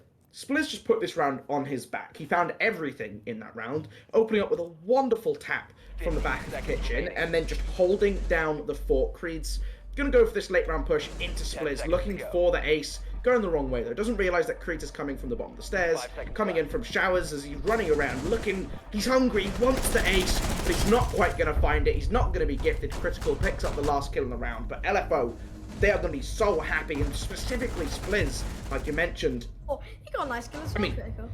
Yeah, I mean, just like, he just didn't let them walk into kitchen. They were reinforcing it downstairs for the express purpose of preventing machine soldiers from taking that space and using vertical, using grenades, which we've seen Adrian specifically be so good with. He knows exactly where he's dropping them to, and he's found, what, 4, 5 vertical kills with frag grenades in this series alone? You can't give them that space, and he didn't. I'm shocked, Golu. You look at my face. I am shocked. I don't know what the hell happened, but Split just killed everyone.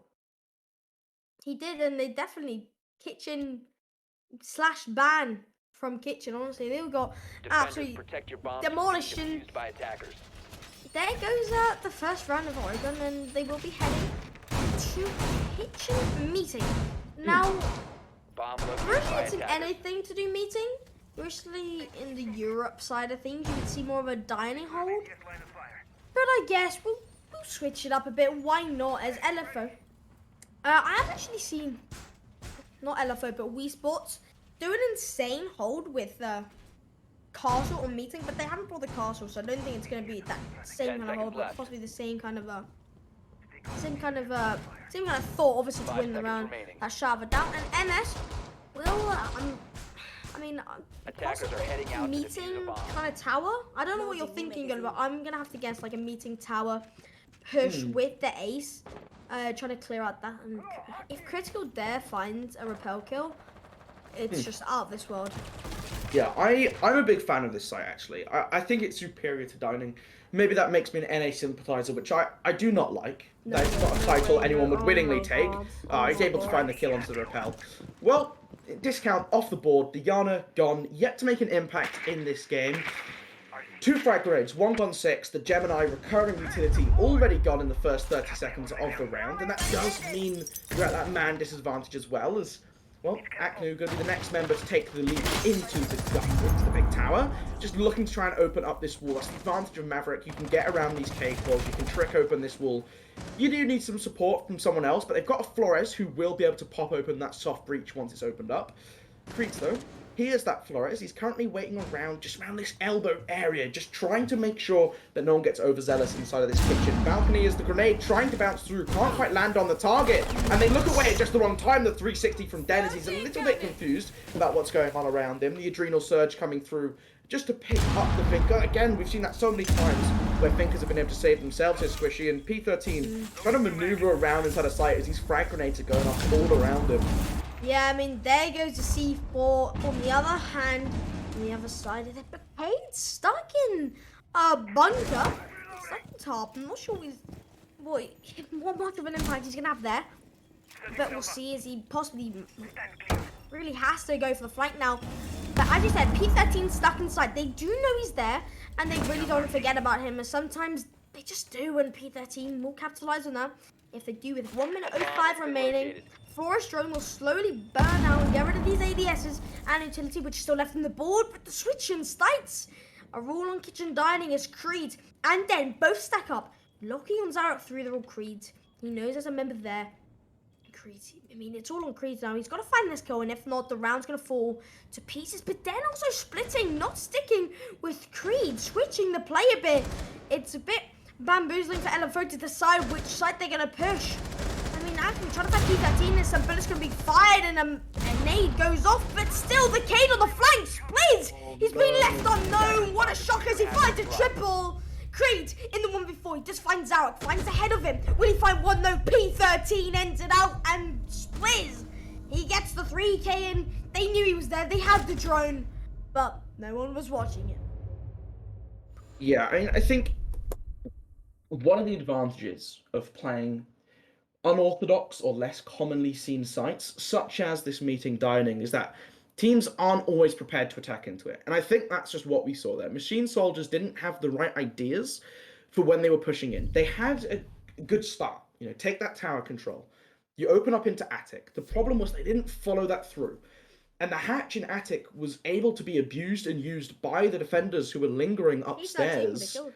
Yeah, exactly, and it just they didn't give themselves the opportunity to move in sight. You need to clear if you're going for that tower take. You need to clear out attic. You need to have good control on that top floor, and then use the vertical against the defenders. Attackers need to They're trying to do locate it to and you. defuse Just bombs. reuse all the holes that they've made anyway, all the stuff that they were going to use onto you anyway. You just got to make sure you're taking that control. And we didn't see Machine Soldiers do that, and that's what LFO exposed. On top of the fact that you had Spliz flanking with a cave. I just don't know how Spliz are able to do that. I mean, as you said, with these sites we're not commonly seen as much. You like let's say you're attacking Trophy, right? You're attacking Trophy, and you've got Master Wall. You would always think of Master Stairs. 10 seconds remaining. You'd be like, have you got flank cam? They would nerf Master Stairs, right? They would just know that it's like saying you're pushing Freezer. It's like you know that someone's gonna flank Freezer, but no one really expects a Cade without a C4 to be stuck in bunker, waddling around there, getting a 3K and flanking Bish Bash Bosh, Spliz. It's just he's done it too far. But I mean, Machine Soldiers definitely could have done with that hatch being opened. That it would have just changed the round. But yet again, Spliz got 7 kills now and 0 deaths. Solo push from Adrian into garage. Oh, Zarok tanking a lot of HP. No chance he gets out alive, and I mean, if Zarok manages to get a C4 kill or any kind of impactful play this round, it's so unfortunate how MS allowed him to escape from classroom.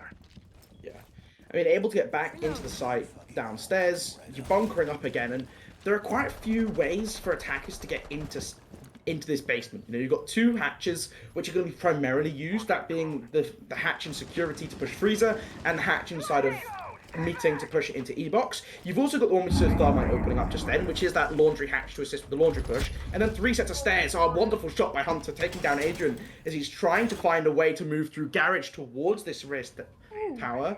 I mean, they're just losing members all over the board here, and I mean, for the time being, the defenders very happy to sit back. As I say that, Spliz did not hear Creed's creeping on up behind him, and that's going to be back to that 4-4 Zarok though on very little HP, which means in terms of health remaining, you've got to give it in favor to Machine Soldiers, but still P13 waiting patiently on this laundry stairs. I believe the hatch down below him has been opened up by the attack, and they recognize that this meeting hatch has been opened up. They have to be very careful on pillar now, as you actually see Hunter moving in towards Harry Potter instead, just trying to play below the staircase. And when you've got weaponry like the SMG-11 and the shotgun that thrive in these close range engagements, it's so beneficial to be in these tight spots where the attackers might forget to check, and if they do, you're going to kill them first. Yeah, and you really want to see some sort of play coming out of MS with 50 seconds remaining. You do have the hatch being open, which you said, but I mean, are they going to use it? Are they going to do anything with it? It seems like they're not, as they focus their crosshairs and crossfires all onto Laundry and Freezer currently. And I did see Zarok with the prone angle through his shield, and I have a feeling I might get a kill or two, but Akanu will go for the meeting hatch, and so will Den, surprisingly, switching in the last second. 25 seconds remaining, still 2 nades in hand. He hasn't used any utility, it seems like, and they will have to go for the drop. But Hunter playing on Boiler will find not 1, not... Will he find 2 though? He won't be able to do that. Discount finds Hunter. A 3v3 now. As Zarok's on the corner and Chris finds head on the creep to 1v3. Then we'll find 1, but P13 sprays him down and ends the round. And I mean, it's a shambolic performance from Machine Soldiers. It doesn't look like attacking is doing them any good. Yeah, they never found their footing in the round. I mean, losing the pick early on isn't going to help. Able to get some damage onto Zarok though, he just fell back into sight and he was very comfortable playing around his teammates, waiting for the refrags, and that's eventually what ended up happening with him. Then tried to take the swing, but at that point the numbers were just not there for them. They never picked and sticked to an assault, and they could have gone for that Laundry Freezer double push, but yeah, again, they just kept changing their mind and never quite decided. This is a very interesting lineup though. They're returning to the dorms, and last time they had a slightly different lineup. They had the Wamai, they had the Goyo. This time, they've still got that Goyo. There's no Wamai to play around it.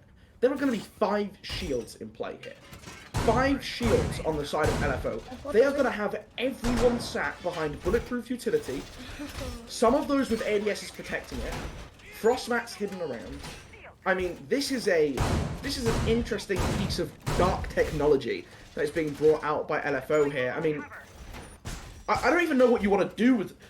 I'm playing ranked, and sometimes I'll have someone else pick up a shield, and I'm already lost what to do with 2. 10 seconds left. I'm interested to see where they're going to put all 5. I mean, I've just seen a Hunter perfect that shield to get that pixel angle. Attackers are right out to locate a bomb and defuse The it. pixel angle is just LFO found throughout the 3 maps. There are 4 shields next to each other. And Zamo, I mean, I'm more. Machine soldiers are just being drained out. I'm more surprised at the fact that Zarok was able to spawn people and kill the one operator which machine soldiers needed, especially when playing against the Goyo, when you need those Twitch zaps to get rid of the Goyo shields and to get rid of the ADSs which you need to nade the shields. So, well, here we are, the 4v5, discount falls, and I mean, honestly, I want to see where the other 2 shields are, because I know where 3 of them are. I want to see where the other 2 are. I honestly do. They're just all 4 of them here. They're just 4 stacked up. You just can't walk through. It is the Valley of Death. You have to bear down 4 shields if you want to walk in, and the ADSs are going to protect all of them. That's quite interesting here, actually, is that you have to burn ADS to get to any of them. Creed's though on the back side of things, looking on this window den, some support, trying to get these angles from the rappel. The Ying Candelas are going to be a big factor here if they can get them in successfully. The big problem is Hunter. He is playing Frost. They are the Pogmats. I think they doubled up under the big window, which does mean if you go in, you have to be very careful not to walk into the other one, even if you catch the first chance.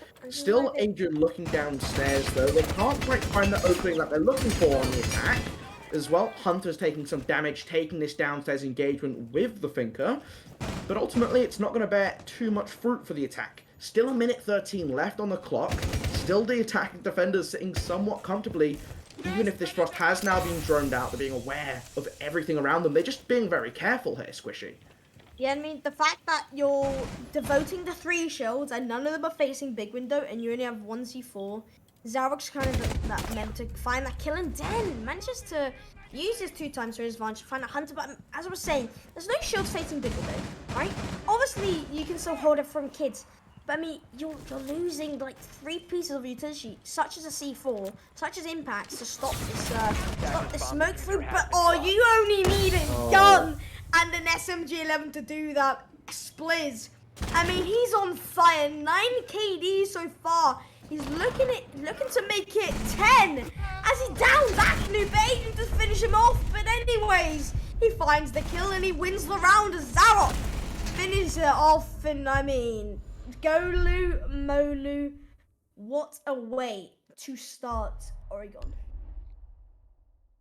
Yeah, that was a really big pick for Spliz there, especially getting that collat, being able to pick up both the Thermite and the Ying as they're stacking up on big window, because that's quite a threatening combination. You know, you have the Ying throwing the Candelas. It doesn't matter if you're stunned as the Thermite. You can still plant that diffuser while completely blinded. So you just plant amidst the chaos. The Candela sounds are going to hide that diffuser sound going off. You know, they're going to hide away the tapping of the keyboard.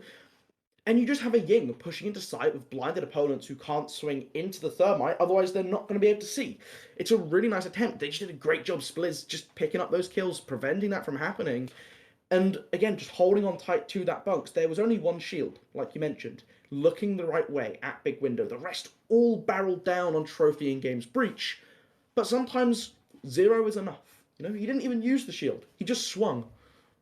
I mean, I don't know how Spliz does it. No one's able to just catch him off guard, and with the pause ending soon, and there it goes, it ends. And I mean, MS, I mean, Golu, they can't be playing like this. Something's got to change. Don't know what that's gonna be. Something has to change. Meeting and Kitchen will be the site which LFO will go again, as they previously won, mainly with that. I mean, these rounds. I mean, Spliz has been there round after round. He's been the first round. He was there. The second round, he was there. No, no, sorry. Yeah, the second round on Meeting Kitchen, the Cade. Yeah. The third round, I mean, yeah, here and there. You know, he got frag. But the fourth round again, Attackers that's need to 3 locate out and of 4. defuse as many bombs as they Three can. quarters of this game so far, Splizz has been there getting a 3 or 4 game. Yeah, he's been pretty good. 10 kills in 4 rounds. Averages 2.5 per round. Quick match. Attackers have located a bomb. That's pretty good. That is not a bad way to start. I mean, 10, yeah. I mean, he's been fragging out very heavily for his team in this map. And that's what they needed. You know, we saw in Oregon, no one stepped above and beyond to be the one to carry their team forwards. And, LFO, on Coastline, sorry. You know, LFO, they're a team that has such good diversity and depth in their roster. Any of the players can step up and frag heavily. They just needed someone to do it. And Spliss, he was that someone. He stepped up and done a great job. My problem here actually lies more with machine soldiers. Yeah, They're who's not gonna step up and be like Splizz? It's not even that. It's just that, I mean, yeah, some of the bigger players from the last map have been quite quiet. Adrian and Discount. Neither of them stepped up to the performances that they had on the last 2 maps. But more importantly, it just looks like they don't have the fundamentals to play Oregon. And Oregon is a map where people just say, if you have better fundamentals, you will beat your opponent. I haven't seen that same sort of just lining up and having a dedicated game plan that we've seen from them, especially like compare Coastline to this. They look like 2 different teams. Yeah, I mean, Oregon, you really, it looks like machine soldiers going in blind of a round. They're choosing their plan for the round at the start. Obviously, that might not be. I don't want to be judging a whole team entirely. The way they're deciding it to play out, it's looking like it. However, Hunter gets beamed to 3 HP. It seems like his but I mean, he will drop back, obviously, and he will keep this 3 toxic bait, as he will need to use those chances to let in the round. Those smokes will waste time in the MS, as we already see, will stick with the kitchen, and might be the wrong decision to switch to meeting in the later rounds, as they've already done and wasted so much utility of the kitchen itself. And Splizz will be above, will be the only man above, and without hatch being open, there still be utility if they decide to break the hatch. Acne will have some bullets being landed on him, but still alive. And Splizz, he's wasted a smoke already for the opposite team, definitely getting a free fire. Might push in actually, but Hunter will be there to find Discount back. Acne to find the refrag. It's critical will fall. A 3v Void will make that 3v3 as P13 and Den both find one. Zarok and Creed's falling back to support their teammates on the cameras there. And Acne's still very low HP, but so is Hunter. Splizz will get Acne, finishing that man off in the last job, which wasn't finished, and then will make P13 Hunter just running into his crosshair. Will he find another? No, Splizz gets his double. Another 1v1. Adrian is AFK. Let's go. Adrian. Yo, Adrian, you're in a final. Yep. Are you aware of the web series VGHS? Yeah, I'm pretty sure you're playing Thinker. I don't know. He's just putting off a Brian D, guys. He's taking out the cat. Alright? He'll come back, he'll frag out. Alright? He'll get accepted into school. I know what I'm saying. He's getting his lemon drizzle cake, right? And he's gonna come back in his belly. Getting rejuvenated. I don't know. I mean, having a player AFK is unfortunate when it happens. But I think they can't really do a pause, can they? They already used a pause. They can't pause. Yeah. That's so unfortunate. He's been random picked onto the finger. That's so unfortunate. I actually feel so bad. It's a difficult one because that round was quite strange without the AFK player. Because you look at their take, okay? They took control of showers, they took control of small tower, and they took into dining and opened up the site from dining into kitchen. That's a really good start. My problem was that they were never going to...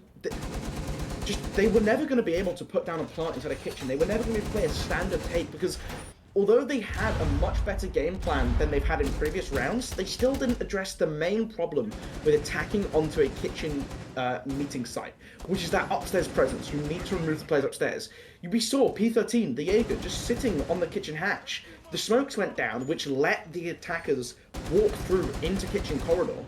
But that isn't enough to get a plant down. The moment that diffuser starts going down inside a kitchen, they just drop and fire. They got quite lucky that they were able to pull off such a deep rotation and get that Maestro. I don't think that should have been allowed to happen. But from there, I mean, it's just unfortunate that they were missing a player. They couldn't get that sort of last late gunfight to come through. Well, he is back. Whoa!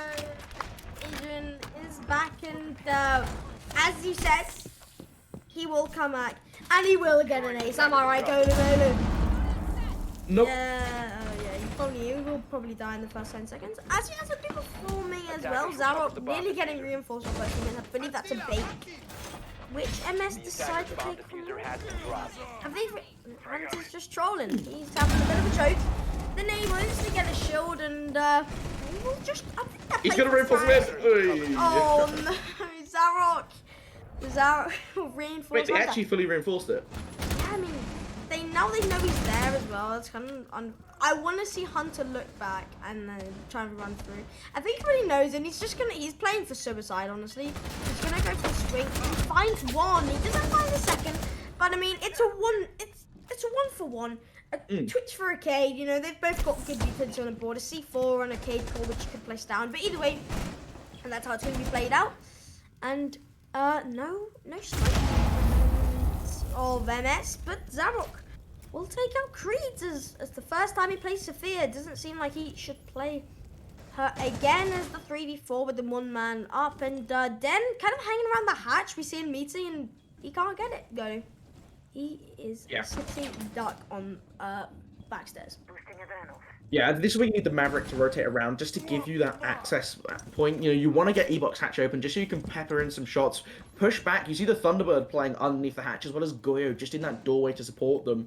Get it torched and open up. Get some pressure going down. Force the defenders back a little bit to give yourself the opening to take this pillar control. We're seeing Adrian creeping down, just trying to find a pick here at the bottom of the pillar.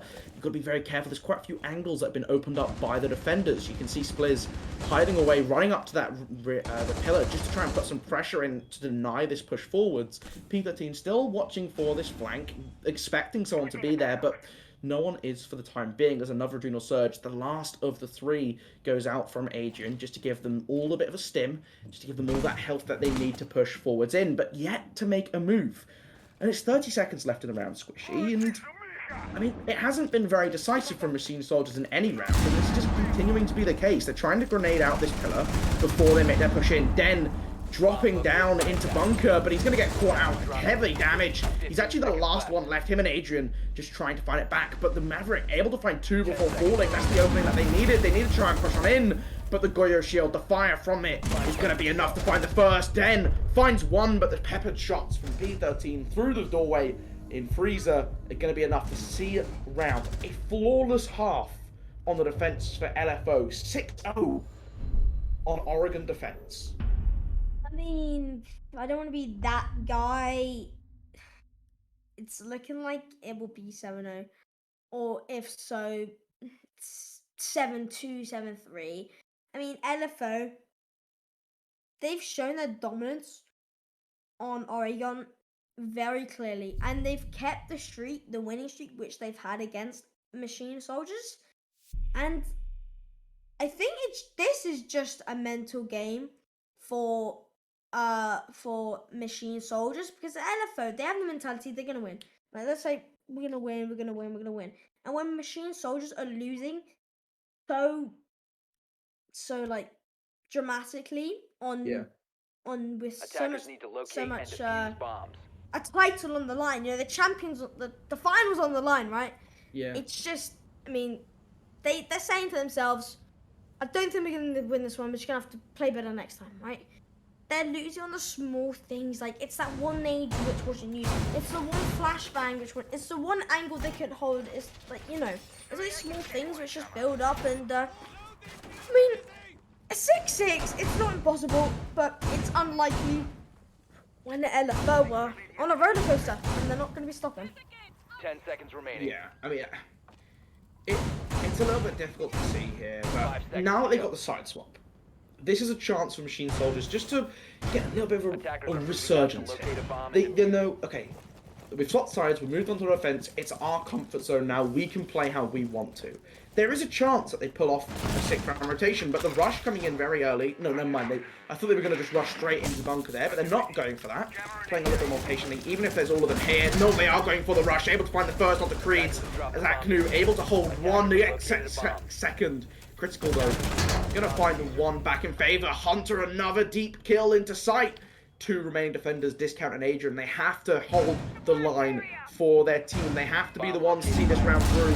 As the grenades are ringing out, Hunter able to be taken out by the long range from the DM now. The frag grenade putting P13 in a in a bad position as he's fallen back, rotate into bunker, the 1 versus 2. Critical on low HP, only 1 bullet required to find the rest of that Maverick, but Spliz giving brilliant support for this planter as he's just not allowing Discount to move anyway. He's locked inside a bunker, and now that it's a 2 versus 1 once again, now that Maverick is ready and waiting, using the shield and elbow against them. I mean, this is going to be such a difficult position for them to fight back from as he's pushing into sight, taking control of this B-bomb site, faking down a diffuser. That's a little bit too fast to trick anyone, but the swing comes through. Yana waiting at head height, watching the crouch. Maybe he can get a long arm. No, I mean, the patience from this attack is insane. They're not giving up anything. The Maverick holding the close angle, the pre-fire, the crossfire, the swinging in harmony.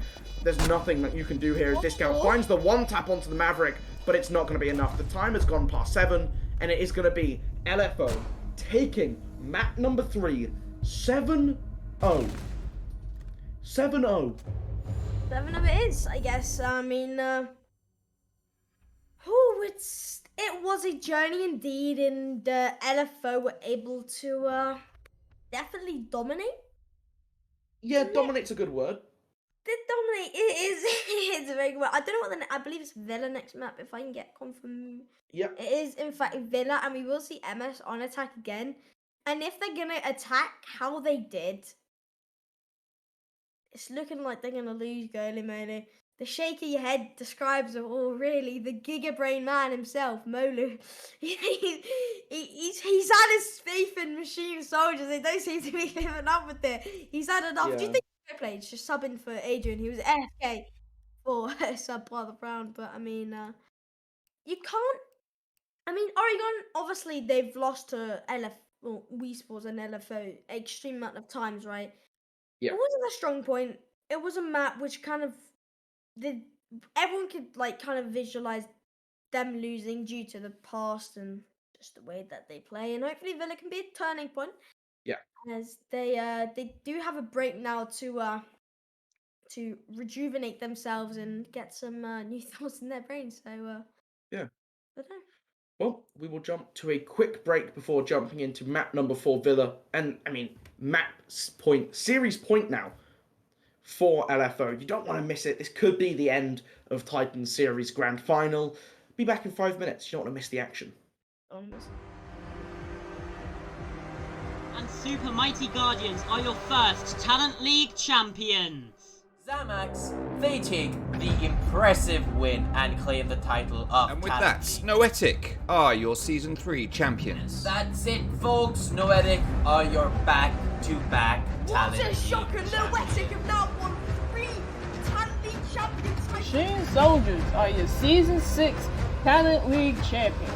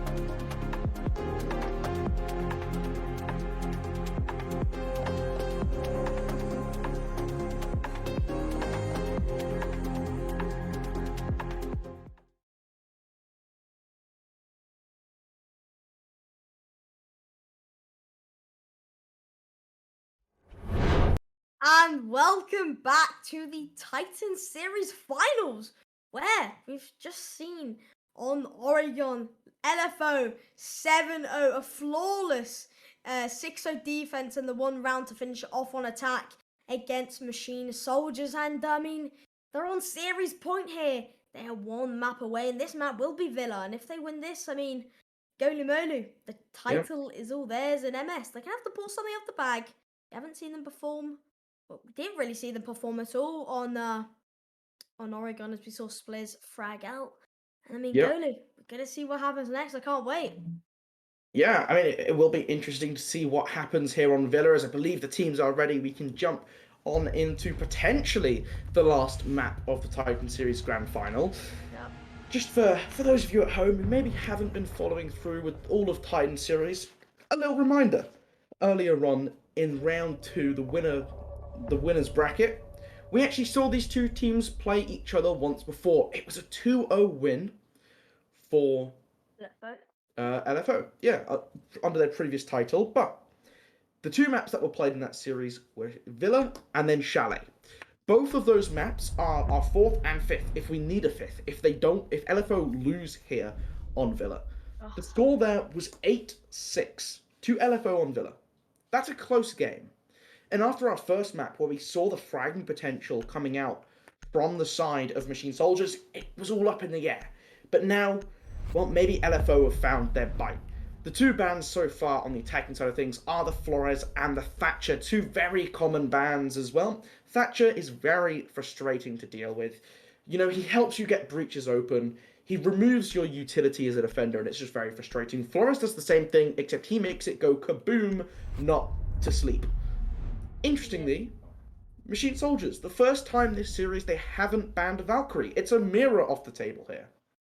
Yeah, I mean, for Mira, it's a bit of a no-brainer. You've got, I mean, Mira can be utilised on Games Bar, be utilised on Kitchen Dining, or Kitchen Dining, yeah, I'm pretty sure. Kitchen Dining. And also, I've actually lost my brain cells, Trophy and Statue. Pulse will follow, and I believe that's totally on the roam game. You can do beneath from, like, Memorial all the way through Kitchen, where you can find T4s from beneath on both when defending Statue and when you're defending Dining, the site itself, and don't be worrying about that. IQ is open, but you know they just confirmed, so no chance of a C4 while they're going to be joining. So heading into the first round, MS on attack again, and when MS have been on attack, they haven't performed as well as they started on defense. And NFO, they capitalize on this. As soon as they hit the defense, they start strong. And the one problem which I have with MS, or I have a problem, which I've seen is a problem within MS, the start of their rounds have been totally, well, not start of these these past two maps have been totally just absolutely shocked. They're stunned. They don't know what to do from LFO's starting point. It's like when you go to an interview, you have to like improve from the first, you know, when you greet them. That's what LFO agree, but it's obviously not a very nice greeting, as LFO most likely to win this round. Yeah, I mean, defense obviously is favored in Siege. You have the advantage of the clock works with you, not against you. You know, you let that run down, you win the game. 10 seconds to go. And obviously being able to set up and wait for the attackers to come to you, again, another advantage. Villa is a map which has been ebbing and flowing between who's on the upper side, you know, who has that advantage. Because we've seen, you know, historically very defender-sided Villa games. But as of more recently, teams have started to come to a better understanding of what the weak points are, what you can try and manipulate and expose as an attacker to put defenders in uncomfortable positions. Whether that's going to be the case here, though, because Villa still has that tendency to result in some strong defensive positions. The first pick, though, make that 2 first picks. 2 first picks? I don't think that quite works, but we'll continue. Discount and Adrian both getting on the board early on. Critical and Zarok falling to the wayside, leaving the rest of their team early on in a 5 versus 3. And that is all of your extended roam off the table. The pre-play C4 being put down by P13. That's waiting by the landing. And it's going to be on this default camera just in the top corner. You can see there next to Splizz's point of view, as well as Splizz to just relay the information of when someone walks into that space. And, well, the idea is that you set off a nitro cell and they go kaboom. Hunter, using this deployable shield to gather some information around landing, waiting to see who's going to walk into the line of sight, who's going to try and enter the fray, but you've got to be very careful. There's only one ADS protecting the shield, and a flashbang or even a grenade paired with a Gun 6 will get that off the table. Both of those pieces of utility available to Adrian on this Finker. As well, we hit the halfway point in this round, and the defense for the time being just trying to sit pretty and wait for the next move from Machine Soldiers. Yeah, I mean, I said that LFO was most likely to win this round, but it seems like NS have definitely called me out for that, and they know that P15's stuck in there. If he just find one, he will fall, but I mean, finding one is all he really could do there. He was stuck in the corner, he had flashes going in, 2 members on the door, 1 on the window, and I mean, it's left up to the 2v4. The SMG11 duo, Spliz and Hunter, I mean, we've seen Hunter perform without a shadow of a doubt, and so has Spliz in these last 2 maps. You know, one on Oregon and the other on Clubhouse, but he can definitely do it again. Creed is not low HP, but he has tagged a bit of HP here, and just makes it a slightly easier, one step less for LFO counter and the 46 remaining with the swing. Hunter being caught out by the 150 mag LMG from Creed, and especially with the ACOG in the short distance, this definitely helps that. And Hunter without any Adrian on the team, but the Finker Aknu, he will finish it off with a double of his own, and everyone getting the breach really paid off in the later rounds. And I mean, first round falling into MS's hand, and it seems like that break definitely did them something well. And a pause will be used here. Sound bug. I mean, it's kind of unfortunate because you can use that pause when you need it, but I mean, you know, we see. Yeah, I mean, come on, Trippin, you got to be on these, man. Well, we know you're old, but like, come on.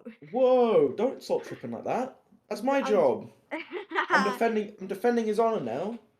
Can't insult my man Trippin. For those of you unaware, that is our observer and producer for this evening, and we like to make fun of him. As much as he does a great job, it's funny. So, yeah. But, I mean, okay, let's look at that first round. Machine Soldiers, they had a very good read into what LFO were doing. The early roam clear was brilliantly well done. A well-placed frag grenade from, guess who? Adrian, once again, landing grenades at the bottom of people's feet, blowing them up from below, and there really is no counterplay to these vertical grenades. It is so frustrating to deal with. I mean, usually you'd expect it to be nitro cells hitting attackers, not the other way around. But the second pill, Discount, able to get the gunfight early on to the second room. I believe that was the Ella that he caught out. And it's just very good when you get that initial opening pick to then start moving across towards the site. Interestingly, they did hesitate before taking that landing control, before pushing closer towards the site. They ended up stalling out about a minute and a half, really, from picking up that second kill at 2 minutes 30. It wasn't until 50 seconds they started bearing down on the site. But a big reason for that was they wanted to clear out the roam game downstairs. I mean, they did a very good job of clearing out P13 and then pushing back upstairs. I think Machine Soldiers, again, we've seen a very strange kind of journey through this series with them. The first map, they looked unstoppable. The second map, they looked very good. The third map, they looked lost. And they're back to looking quite good again. Yeah, I mean, it's a bit up and down, really. And obviously, because it's a series point, they don't want to kind of like, they can't really let like the up and down carry on. They kind of just want to stay up and stay high. And if they fall, I mean, LFO capitalize on absolutely anything. Yeah. If it's one Sophia concuss being wasted, if it's one flash in the wrong window, at the wrong place at the wrong time, they will jump straight on that. That's this one team, especially WeSports in general. That's that one team which just they're the first team on it at all times. And I mean, you'll see it throughout Villa, but I mean, with only a 4v5, it's obviously not currently looking good for them. But we'll have to wait and see if he decides to join back. Yeah, just, it's so frustrating when you get a bug as well, because you sometimes don't even realize it until the round's over. You get killed from somewhere where you expect them to come from a different doorway or a different angle, because that's where the sound's playing in your other ear. It's frustrating, and it does occasionally happen. Hopefully, we should be able to get that sort of worked around and back to the action relatively soon, because, I mean, as much as LFO, losing that first round, that isn't doomsday, you're still looking at Villa. You're still looking at plenty of good sites to choose from because you've got that trophy which you can always revert to if you want to. That's your secondary site. And Kitchen as well. I mean, okay, yes, you are losing out on the Pulse, which is a very popular pick, especially on that Kitchen site where you're playing inside of the site, giving information to your roam game upstairs. But there's still a Valkyrie on the board, and I'm very surprised to not see LFO make more use out of that in the first round. Yeah, you would really actually see that from a team like LFO, especially when they brought loads of C4s, such as Coastline. And even on Oregon, we saw them bring a couple C4s and get them kills. And especially when you have a Valk, if they ever go on their drone, if they stand still, if they're holding angle, it's a free kill. Yep. And I mean, who doesn't love free kills in Rainbow Six Siege? You know, any kind of advantage in any sort of game, especially a 5v5 tactical shoot like Rainbow Six Siege, it's a step. It's just a step closer to the win. But I mean, either way, with I'm not sure who's not here. I'm really sorry for getting your name. Seems like we're rehosting, so very cool. You will hear me and Golu talk about what should we talk about? We already talked about lemon drizzle cake, which is pretty Love good. them drizzle cake. Yeah. Tell you what. That's so funny. So I love lemon drizzle cake. No, You're spitting facts. fair enough. I actually don't lie. I'm actually capable of lying. It's like I'll try, but I'll probably tell the truth anyway. Oregon was an entertaining match to watch. Wait, shit, that's a lie. Coastline was fun. Yeah. I liked Coastline. I think we've been treated to some wonderful games here. I mean, the Oregon was a bit of an outlier. And that sometimes happens. Yeah, and like the maps like Coastline and Clubhouse, they're supposed to be like, I want to fall asleep, right? But that actually hasn't really felt that, especially with like people like Hunter just making it more entertaining. And that 1v4, which I think was Spliz on the Uzi. On the bar stock hold. It's just stuff like that. It's just gets it better and better. That's what you love Siege for. I think Siege definitely can have a bit of an issue with it. It plays a little bit slower than other shooters on the market. You look at Counter-Strike, you look at Valorant, both brilliant games in their own right, but they don't have that special something that Siege just has and draws in its fans and community alike. And that's why we love the game, and it's why it frustrates us so much at the same time. But I mean, you know, you just have to bear with us. We nearly got all the players back in the lobby. We'll be able to jump back on in for some more Villa action. I look forward to seeing. I have to say, I'm really wanting to see LFO bring more Valkyrie play because it's the first time in a series that it's being left open by your opponents. You should abuse it. If they're leaving it open after banning it for 3 maps in a row, it is because they intend to break the map using that operator. They clearly hate playing against Valkyrie, but they've left it open. You've got to see that as a massive opportunity to do some damage onto them before they get the chance to do the same back. You've got to make good use of every opportunity that you can get when playing any competitive game. And you can't let that slip away. Yeah, and especially what I've just realised before we said, I just saw Spliz send Trippin a friend request. Aww. And it's like really cute. And I think you should point that out because more people should send Trippin a friend because he doesn't have a lot of friends at the moment. It's a bit lonely. His whole family died. He lives Whoa, that's dark. We're not going there. We're not lying. I can't lie, remember? I have to tell the truth. Yeah. The truth is that we all love Trippin. We all love him. We all love Trippin. We love Trippin. Love him. Love Trippin. We love Jelly. He didn't say anything back. He didn't. Jelly. Trippin. Oh, Trippin said he loves us too. No, he didn't. Don't give him more credit than he deserves. Trippin sighed heavily. Yeah, we do love Trippin. We do love Trippin. We do love Trippin. We do love. And I think both teams possibly be ready. LFO is ready, and that's the one team, and so is Machine Soldier. So let's head straight on into it. And then says, "Are we ready, kids? Aye, aye, Captain. Go, Lou. Let's go. 1 round." And what is that a reference to? SpongeBob. I never watched SpongeBob. Are you ready, kids? Aye, aye. Oh my god. I never watched SpongeBob. Who lives in a pineapple under the sea? I mean, I know the theme song. It's a very well known about theme song. But I never watched SpongeBob. Oh my I God. watched cool TV shows. Well, I've never watched the intro. I just vaguely know the song. Look, okay, we're gonna get into this, right? Because they're swapping the Clash back on, which I love to see. Critical back on the Clash, but very quickly, let's hash this out. S tier childhood TV shows, right? Attackers need to locate Let's bang and it out defuse bombs. real quick. You're looking at the iconic Scooby-Doo. ones: The Legend of Dick and Dom, Scooby Doo. Attackers have discovered What are the other the classics? location of a bomb. Merlin. Merlin slaps. Merlin's a god tier show. If you haven't seen the BBC Merlin show, it's on Netflix. Go watch it. It's so good. Avatar: The Last Airbender. It's just one of the best shows ever.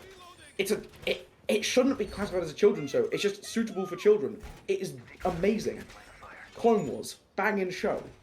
You gotta watch Clone Wars. It's so 10 good. seconds Well, left. unless you're not a Star Wars fan, but at that point you just kind of like, what are you doing with your life? Do you know what I mean? 5 seconds to go.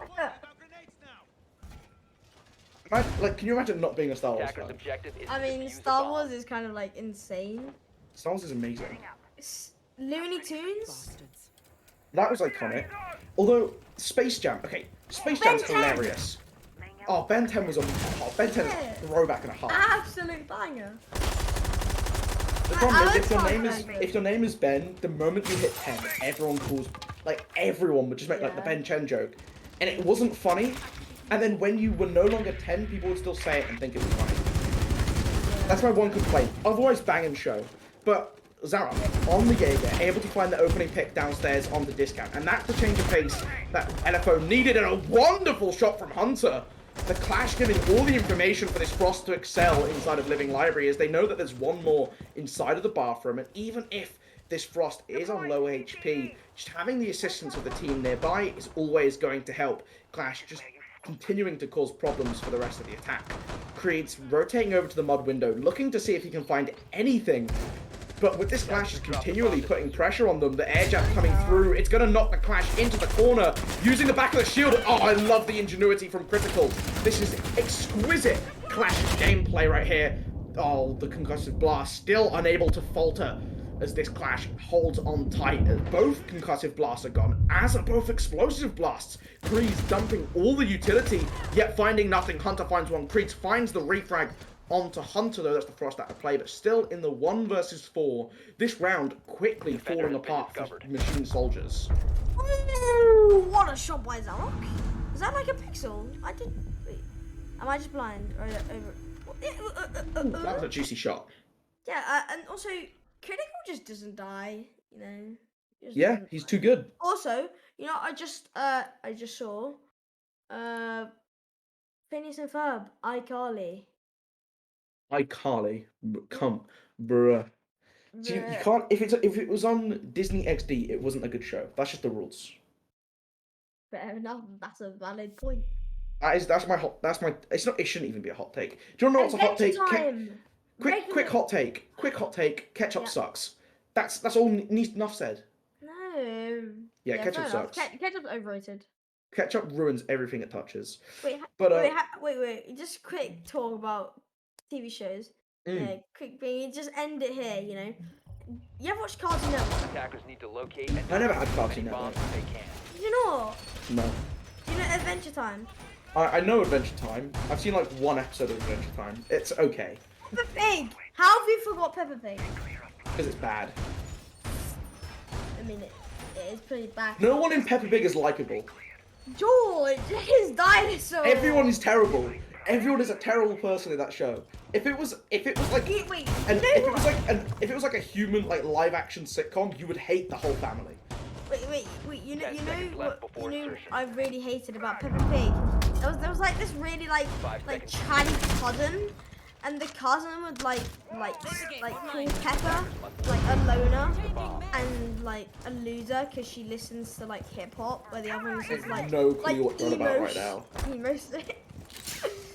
Alright, we'll stick to we'll stick to wait, instead of like Valkyrie, we should call no. What are you on about? What's the best TV show? Right? What's the best TV show? What? What's the best TV show? Like childhood. I don't know. It's a There's many good TV shows. Which I think one said? the more important thing here is that Valkyrie's on the table, and well, the Cat Can is also in They were play. watching our stream. Adrian taking a hefty chunk of damage from the first EDD, entry denial device is what that stands for, and he's running around downstairs as well. That's the influence that Cat Can has. The map presence is ridiculous because you have them scattered all over the place in random doorways. Oh, and that's the power of a Valkyrie, able to pick up the free kill onto Adrian, who is lacking on his drone, unaware that the pings were coming through. That's why I wanted to see it in play early, and I'm very pleased to see Zarok taking up the mantle.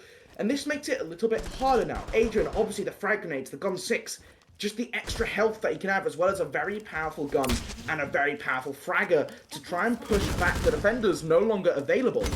As they're half the round gone, they have this landing control, which is good time to be able to have achieved it in. The problem now is that as they're trying to get into sight, they can't quite find their footing. There's still a presence inside of the bathroom. Creeds, though, finds the first pick. That's taking out the Cat Can. Those EDDs still in play, but you've lost a Nitro Cell from the board, and he's instead going to have to be relying on sharing information to the rest of his team so that they can pick up and fill in the gaps that he's dropped out. Yeah, I mean, especially because Valkyrie comes to play. I mean, it's obviously not good to have one man down, but now you have a member who can just feed into, like at the click of a finger, they'll just be firing at them. There'll be so much of it, and it'll just help them so much. Air jabs will be there to stop the aggressive plays, which LFO not as much known for, but you know, it's always there to help out Creeds. Well, look, just in case and just to make sure. But I mean, with 45 seconds remaining, then we'll be trying to get to that wall. There's no water now. Is coming from the Philippines there. There's some amount of intel. He runs in though. Agnew, he will jump straight out though. Critical try to reposition himself so he can support and hold the angles which he needs to help, but then pushing in. But Hunter catching him off with a double on this round. He can go for the ace. He's got one man on his double door, one on statue. Smoke's going out. They all seem to be in sight. Hunter with his third, I believe. Number 2v3, Discount going down. Critical able to find Discount, who's planting in Hunter. With the 4K, no? It didn't come up. Hunter went very big for his team in that round, just holding the line. I mean, Machine Soldiers, they had a wonderful rotate. I love that they sent 2 players over towards Master Bedroom because that disabled the Aruni from being able to flank. I mean, ideally you can get away with just 1, and only sending 1 gives you a larger force to push into Statue with, where you're getting down that diffuser. But Discount pushed in onto the spot, into sight through the bedroom doorway. It makes sense. I can allow it. The problem was that, again, Hunter just did such a good job of playing inside of Trophy and just chucking in his gas canisters, using that SMG to great effect to pick off anyone trying to support Discount while the rest of his team pushed in to disrupt that plant. And we saw it was the Aruni able to pick up Discount, able to shut him down before that diffuser got down. And that just freed up so much time for LFO. Since this rehost, they've looked a lot more comfortable in their defenses, but now they're going to have to return to this area to gain. It's a site in which they lost their roam game very early on. Spliz, though, still holding on to that Valkyrie, and we saw what that, just the information that paired with a Nitro Cell is able to do for you. Maybe that will change up how this roam holds on. They've also got the Echo on the board, just to try and, you sneak those Yokais in, disrupt the plant. But again, it's more information being relayed back to the defense. 10 seconds remaining. Yeah, it's definitely good. But you've got Echo as well. 5 seconds so to insertion. Not just the Valkyrie, which they've decided to pick up. Attackers are moving out but to also locate the a bomb Echo. and defuse it. Now, I mean, I don't know if they watching. I don't know if they were like watching the stream or something. I don't know if they're like allowed now during the break. Well, I don't know. Well, they seem to pick up Valkyrie, and without a shadow of doubt, it's the great idea. I'm not calling them out for like cheating or anything. But with Echo as well, it acts like a maestro, right? Yeah, they're not invisible, but you can just if the Echo doesn't die, you're able to move them around, you move them everywhere, and you safe places where you can hide them in the ceiling, and then stun them, stop them planting. And I have a feel that will give some kind of effect in the later times, and when they're trying to go for a plant in the side of MS. But being said, Split sticks out Adrian, and Adrian, I think he's fallen. I think definitely the first 2 people every round. He hasn't had much of as an impact as he did in the last couple maps. But either way, he will be there to support his teammates on the cams, on the flank cams, just making sure that they don't get caught off guard by any LFO players, even though they have the air jabs in play. A big reason to why we've seen Adrian have less impact in this last map is actually more to do with how LFO have adjusted their play. In the first map, they were willing to take these one-on-one gunfights, and that's where Adrian excels, as well as with these frag grenade kills from below. As of recently, they've been playing a lot more smart LFO, about playing a little bit backwards, and just waiting more patiently, using this asymmetric information that they now have available through the Valkyrie to not give Adrian these gunfights. Just deny him getting more space. And it's worked at just haltering the bleeding, because they can't step up to him in a 1v1. No one can really beat him, and no one can really be Creed, as he's going to be spraying with his LMG, his Hunter will fall, and Spliz find his double and instantly trade back onto Creed's, getting his vengeance for his team. Mate, and Critical also add on to this revenge which they need to be given, and will make it a 2v4, all in favour of LFO as they're 2 men up, and he will see the Echo Drone, so Den is he doesn't have to worry about that Echo Drone no longer, but still so many angles he needs to worry about. Spears on the flank. I believe he's able to, I don't think there's an edge up there from what I can hear. I don't think there's an edge up there, but the cam definitely is, and Den knows he's there. He will be caught off guard as Akanu finds his second kill of this game, and P13 will readjust his second Echo Drone, and as I said, I have a feeling it will affect the late rounds of the game. Critical nearly catching the feet off. 18 seconds remaining. The flash is going to come in. The pinch push. And it's one pushes Bardo, but Zarok, he's there in his power play, and he will be able to find Den. There will be a 1v1 as Akanu finds the 1v1 to P13. All he has to do is play time. But no, he will be going for the plant. Zarok can go for a wallbang. He has the intel. It's so close to being able to run around, but no. Zarok will take us though. He'll easily take that round as G and X Aknu will not be able to make the defuse in time. Yeah, I came very close at the end there. The good push, just pushing together, just trying to find multiple angles just to disrupt this Echo, which is eventually what happened. So Nomad found him sitting on his cameras, not available to use his gun, obviously, and just a little bit vulnerable. Didn't really matter in the end, though. Now, LFO continue their winning streak, taking 3 rounds in a row on the defense of Villa, and then returning now to Kitchen Dining. Both the other 2 sites are locked away because they've won them. They could go for the living room, but it's not quite as reliable. The Clash will return for them, as will the Frost, so I'd expect to see a similar sort of extension into the living area, and it worked really well into Machine Soldiers. That was where they started their push to try and clear across towards that sort of China area where they could mount an assault into sight rather than playing a more traditional vertical play. Because, well, they do have discount with the sledge. They just didn't really go for that last time. Yeah, I wonder if they're going to go for it instead, though. Yeah, that's what I was going to say, but especially with their banner for the hatches and for that laundry wall which they can breach, it just gives so much like opportunity and choice and freedom which MS can have. And also, you know how you have, as an attacker, you have the diffuser, right? Yeah. But as a defender, if you're diffusing, so you're diffusing the diffuser. 10 seconds left before insertion. But aren't you, when you plant the diffuser, aren't you diffusing the bomb? Yeah. You're diffusing the diffuser. Locate a bomb Yeah, you count to defuse. Attackers have located a bomb. It's so confusing. Yeah, it's just mind games. Yeah, now that you've like said it, I think I was just dumb. It's definitely an extra step. It's not like you plant and then you defuse. You have to defuse the bomb and then you disable the diffuser. I think disable the diffuser is the technical term. But it looks like a rush play going in here as they've opened up straight into sight. Adrian leading the charge. They walk on in, finding 3 quick kills. Den, Adrian, and Aknu all getting in on the action. Spliz dropping down into the middle, Critical finding a kill with the SPS MG9. He gets a second couple shots onto the Habana, not enough to get the kill though. Spliz turns away at the wrong time, Discount holding the long angle from Piano, and well, Critical, you have 4 more to find. Can he ace clutch the SMG9? He finds the first. Habana going down, double kill so far in the round. A couple of shots peppered into the side of his shield there. But it's not going to be enough. Very little HP here to make a move. You've got to be very careful. And Adrian popping up at right at the time just to seal the deal, to take down the Clash. And, well, a really nice play to take early control into a site from the opposite side of the building. You're not dealing with that Clash and that Frost over by Living anymore. I mean, and a phenomenal call by, I believe it's Adrian. Is it Adrian or is it? I don't know who the IGL is actually. A good call by the IGL of Machine Soldiers and the team in general, and they saw there was only one member really holding on site, and concuss, big bang, big boom, had side control, got the diffuser down, and the round fell into their hands, and I don't think they're gonna get off with the same thing again. They kind of, I mean, LFO. I mean, if you get rushed and you get destroyed by it, you're kind of betting on the fact that, all right, let's watch out for that next time. Attackers need But to either way, locate they've and got defuse one last bombs. round on defense, and after that, MS will go on what seems to be over these past 4 maps their more comfortable sides.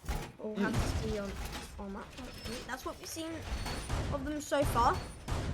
But either way, LFO needs to focus on this round and win it out to get the 4-2 split. It's really seen and is a defensive side of the map. Yeah, I mean, LFO have been doing a good job at just holding onto sites, and the 2 rounds Machine Soldiers have won, they've known exactly what they're doing, they've had a good game plan going in. 10 seconds left. I think that's going to be important here because, well, we saw what they were able to achieve last time. They took control over by games and study before moving up to landing and then having that rotation to deny the defender's rotation through Master Bedroom when the plant comes to go in. You know, you're denying that cross angle. Very solid game plan. We're seeing Creeds already spawning over by the fountain side just to try and be on that side of the building ready. No spawn peak going to be given over this time as, well, I believe it was Spliz going for it. Not going to achieve anything. Interestingly though, the Valkyrie not being brought, Zarok is rocking that Mozzie for the last round, and you know, when you're having a good game like Zarok is currently sitting at 7-1, but it's technically an extra death on there because we lost some kills because of the rehost. He's having a good game is the point I'm trying to make here, and you want to give him an operator he feels comfortable on. Already though, this quick control taken by the attack of Machine Soldiers, they're already getting up to landing, setting themselves up for this later round push. Yeah, they're kind of just like planning it out, and just like they kind of, I mean, as an attacker, you kind of want to give yourself the most options, right? Like you want to keep your options free, right? You want like you don't want to completely cut off. So we can't go master if we need to, right? They're obviously setting up for some kind of like statue, possibly trophy door running, which you saw from Aknu last time around on the Nomad. But I mean, they still have the member in Master Balcony. Oh no, the Master Balcony member rotated. So they don't really have that opportunity. But I mean, if they need to, they still can. And that's what they need. And without any smokes in hand from any defenders, it's going to be quite difficult. And this member rotating round could get caught off by P13's jump out. But so will Akanu, and P13 might be able to get another jump out. But Adrian gets a kill to recreate what Zarok did, refragging him out, and it's just refrag by refrag, trade by trade, as Den takes out P13 with his headshot, making sure that Lucy doesn't, you know, you can't really get out of that with 100%. You know, you've got to take that, but you can't just run out and then expect to, you know, make yourself happen inside. But Crease being bottom astro stairs will be called off by the default cam and seems to probably make his way up to red. Or main stairs, I mean, if he goes main stairs, he's going to be wasting a lot of time, so red is the good idea. Then breaching the bathroom, I mean, he's only breaching with his 40 seconds remaining. It's going to be looking like they will have to just push through statue door, and I mean, they are going to win their one, so it seems what they can do, but Spliss is going to be unknown in Master, and without any intel, with 25 seconds left, he's not going to know, I don't believe. Does Den know he's there? I'm not too sure if he's playing. He doesn't. Oh no. Spliss capitalizes on that right away in a 2v3. 18 seconds remaining. Adrian is forced to push in dead control. Playing the head type on the bomb. And Spliss holding from our door, but to push in with the LMG. Creeps by one. Spliss with the crossfire. Adrian left in the 1v1, but Spliss on the prone angle with the 3k. He keeps his team alive, and 4-2 split. It's all looking like LFO can get this Titan Series final champions win. Yeah, I mean, it was a nice attempt there. I think they just didn't quite leave themselves enough time. They had the idea, which I really liked, because last time, a big part of why they lost was Hunter playing for the trophy on that smoke, causing a lot of problems. They sent Sophia to deal with that problem. Sophia pushed in while Smoke was distracted and got that kill. The problem is the refrag was just there. It was just well held by LFO, And I think, you know, Den jumping in, not realizing that Spliz was hiding so tight on that window jump, it's just unfortunate, it happens, but that was what gave the opening for LFO to hold on tight. Now, though, we see this side swap, and interestingly, we're seeing the Tachanka come out once again. We've seen a couple of Tachanka plays in this series, really, but the big thing for me is that I feel like a lot of players bring Tachanka as a sort of either alternative or assist to Smoke. I always want to see teams use that Shamika launcher a little bit more aggressively.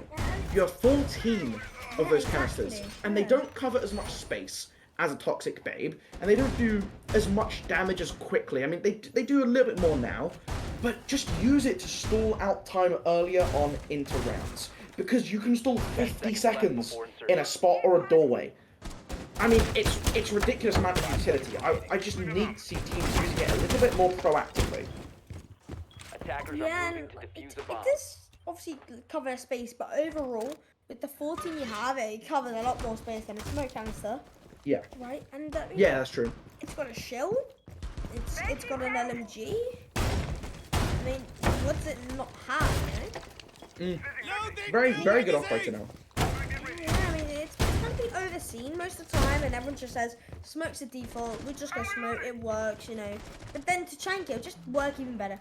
But we'll have to see how it plays out, as they do bring the smoke alongside it, you know. Oh, Tachanka.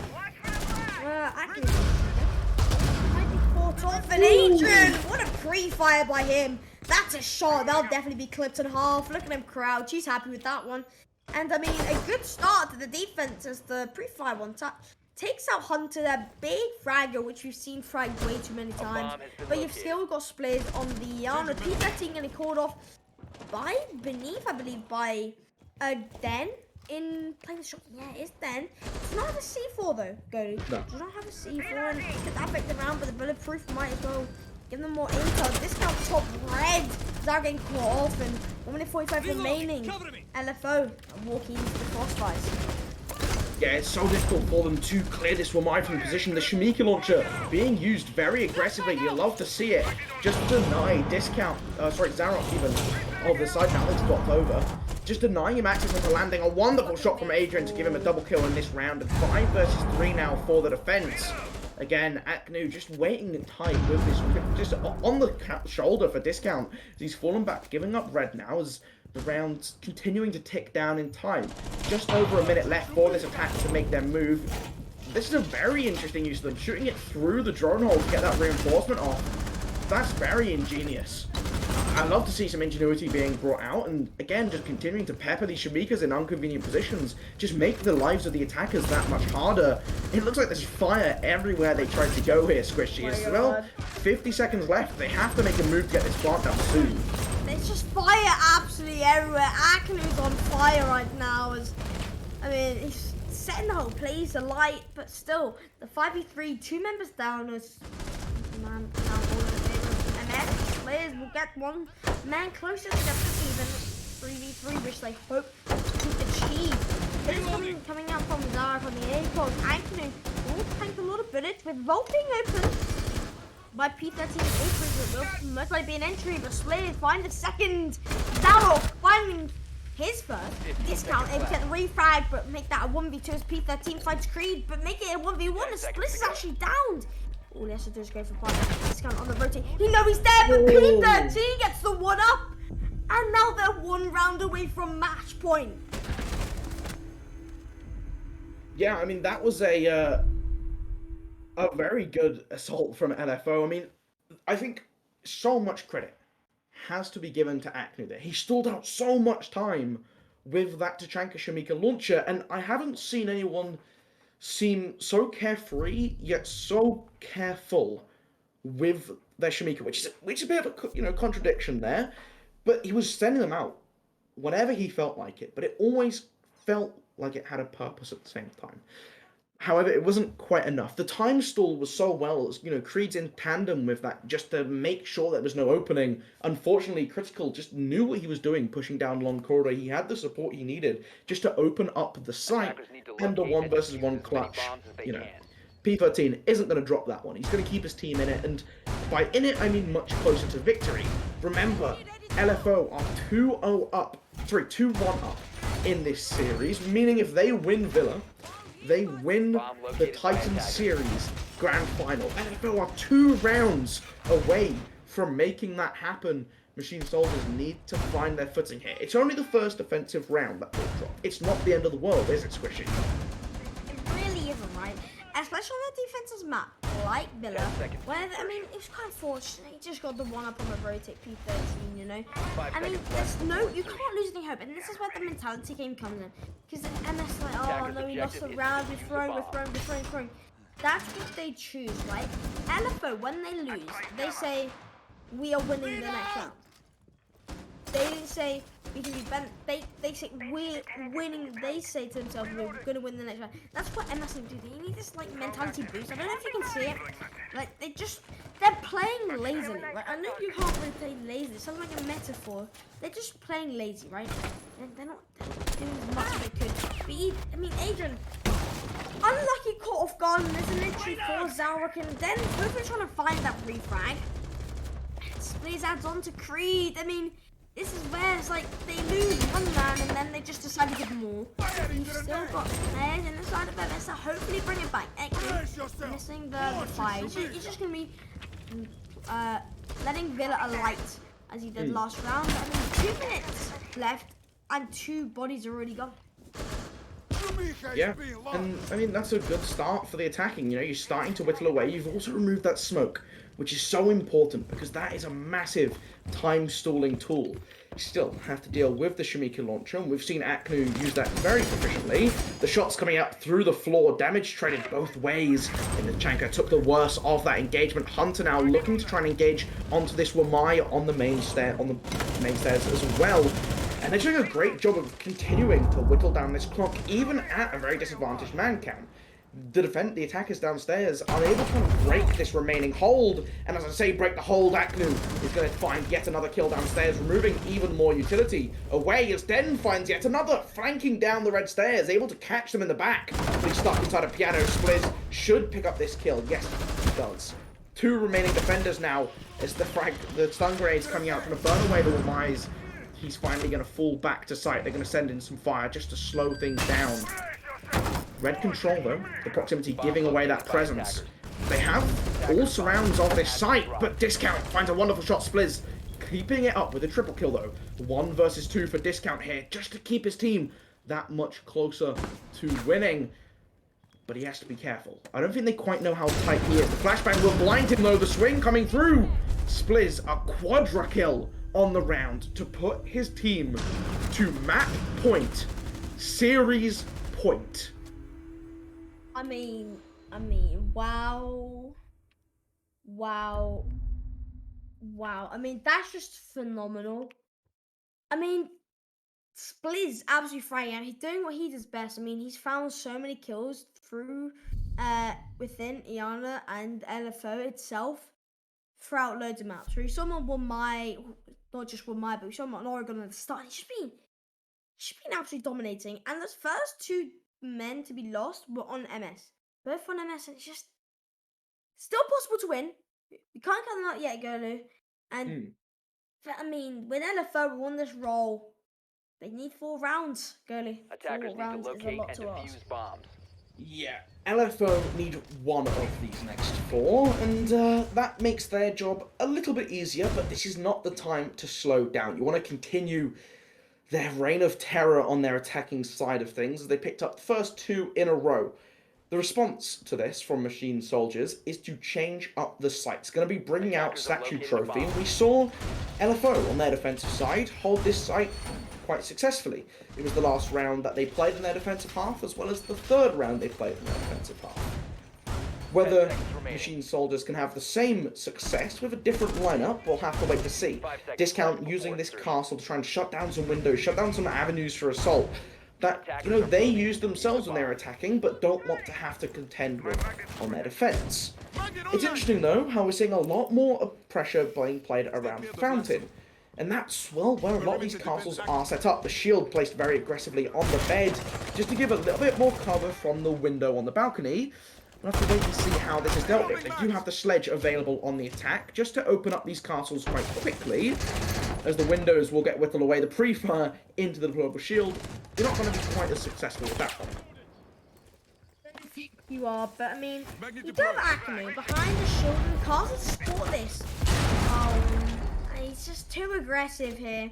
I mean, he could have played behind the shield, he could have wasted time, but he decides to swing, and Zabo definitely has to be losing his ones. He's on 11 kills, and so is Spinning them with bath control and everything going their way. I mean, it's 4 rounds, and just like they're going to be 4 rounds left after. Then, just find a C4, but Hunter instantly refragging. The chemistry there for LFO. But Machine Soldiers, they can to win this out. The one man down. They are able to kill this guy. Getting caught off guard here on the window. He has to play aggressive, but no! 2 kills. P13 is player's agent. Just find one with the 1v3. It's looking like LFO will be your Titan Series champion finalist winners. That is a way to end it. A phenomenal way to end it. Winning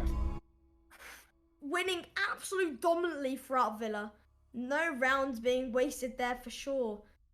I mean, 7-2. That's just something to say. You just split on 13 kills and give them a round of applause. Being the winners.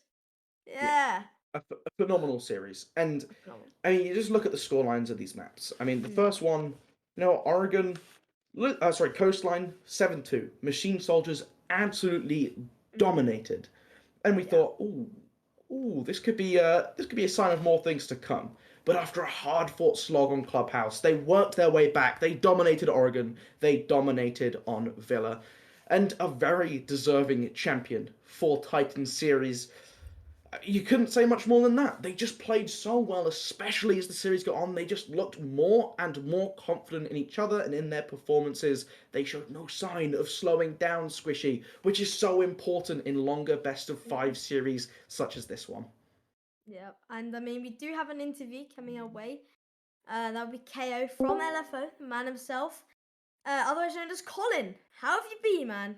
How have you been? How do you feel as to be the new Titan, the first ever Titan series? You've won it. You've won it. Came first.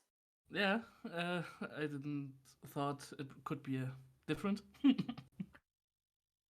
love to see that confidence out. I mean, just a quick question. I mean, you've played MS before many times, especially on Villa, and you knew that Villa and Chalet were the last 2 maps. When you were 1 map off, I mean, you did a best of 2 against them. Which Golimoli filled me along, obviously, because he's a brain. You won Villa 8-6, and it definitely wasn't as close as it was today. I mean, absolutely dominated. Props to you and your team. And I mean, it was phenomenal. It was phenomenal to watch, phenomenal to cast, and Thank you. I mean, you played amazing. I have a quick question. Let's throw our minds back. Are you guys not fans of Coastline? Because obviously, it wasn't a fantastic map for you guys, falling short. Obviously, it was, and you still showed confidence to bounce back. But is that a lack of preparation? Is that because Coastline isn't a map you normally lean into? What kind of went wrong on Coastline to start with? Yeah, we thought we gave them 1 map just for the storytelling, so to come back stronger. Yeah. We didn't like Coastline, and we thought, come on, just forget it. So a 3-0, you heard it first. A 3-0 is a bit too boring for the guys of LFO. They need a bit more of a challenge to push on through. And then, I mean, a long game on Clubhouse. You pushed it right the way to overtime. A couple times you looked like you might be able to snag it out the bag, but some wonderful individual performances, and you guys just started to steamroll ahead from there. After Clubhouse, are you feeling confident? Do you know you're going to win? Yes, we hoped so. Clubhouse was really terrible of us. We thought it would be a lot easier. Yeah. Against MS, we played strats we didn't play for a long time, so nearly a half year didn't play it. And we choked them. Yeah. So it was this close. It was a mistake of the IGL and of me and the second coach. Yeah, shit happens. Yeah, we won anyway. Yeah, I mean, the Yova clearly won. I just want to add on to goalie murders. The solo plays we saw, like Splizzers 1v4, even though he didn't get the fuse, like, Yes. he was insane. And Hunter, after fragging out on me, dropping the hatch on top Finker, and all this thing, the small 1v2s, like, I believe you crushed a 1v2. Right, there's the small little plays where everyone just made it so enjoyable to watch. And I mean, after that KO, you went on to play Oregon, which was a clean 7-0. And I don't know if you noticed, but when it was a Jaeger versus Adrian, was it versus Finker, Adrian was actually AFK. So Yeah. yeah. We were shaking. We didn't know where the last was. We were calling them out and didn't know everything.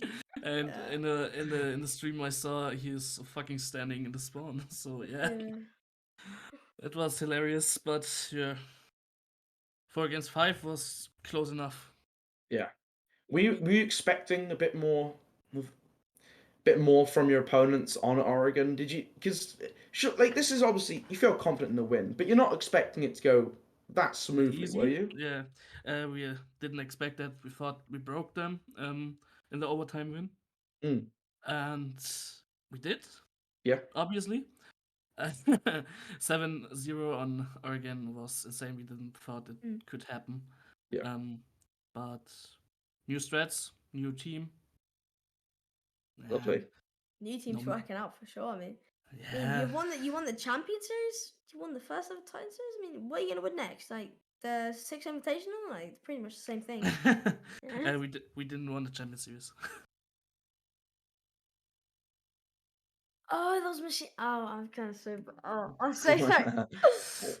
Well, you beat the champion series. No, We no, beat them. you beat the champion series. Even Yes. better. And Titan series is better than champion series. King Yeah. of Kings. Kings of Sure. Kings. That's what Titan series was made for. The Kings of Kings and MS were a bit too far. And on Villa, wait, I can't remember. No, it wasn't you. It was was it Acne on the other team when you were attacking?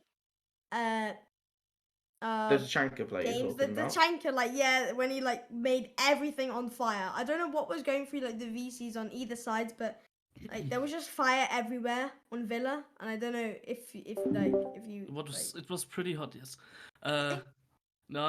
We played against MS Villa Yeah. in the yeah. in the last match, so we know exactly where how they defense Villa.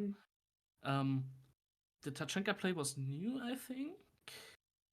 Yeah. But We haven't seen it quite in this sort of way of using it to assist holding onto red.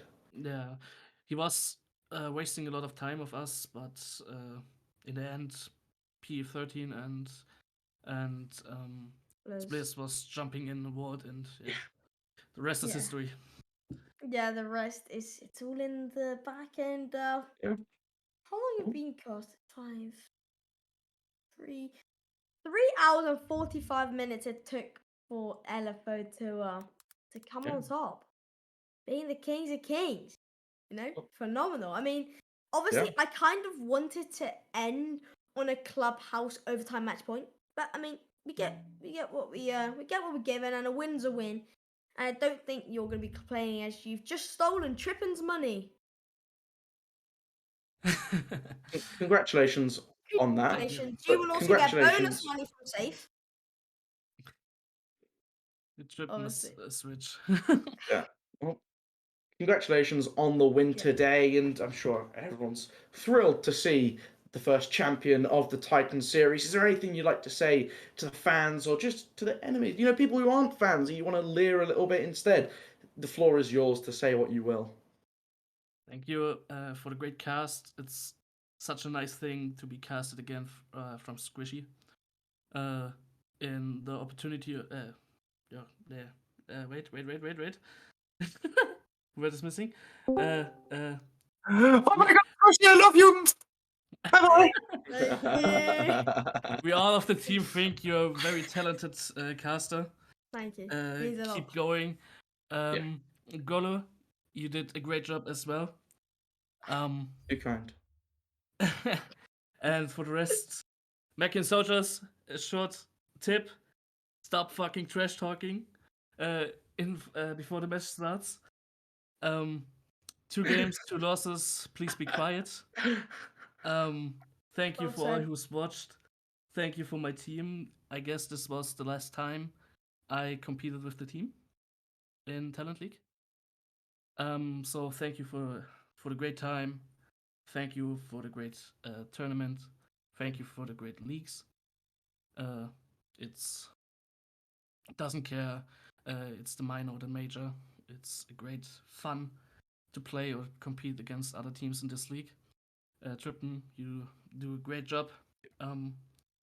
Thanks for the support of everybody or everyone. Thanks to Yuki, my second coach, who has helped me in the last 2 weeks pretty well. Thank you to WeSports, who supports us, even if the time was not the best at the end. Thank you to everyone. I'm very happy and emotional right now. Yeah, I mean, of It's course. fine, no worries, no worries. I mean, you did win the biggest thing of Tantu so far. And One little well, thing. yeah, One little thing. Who is Noetic? that Blast from the past. past from the past, mate. I mean, Ancient history. they're long gone. I don't know French. They're in France now. Something to France, French league. but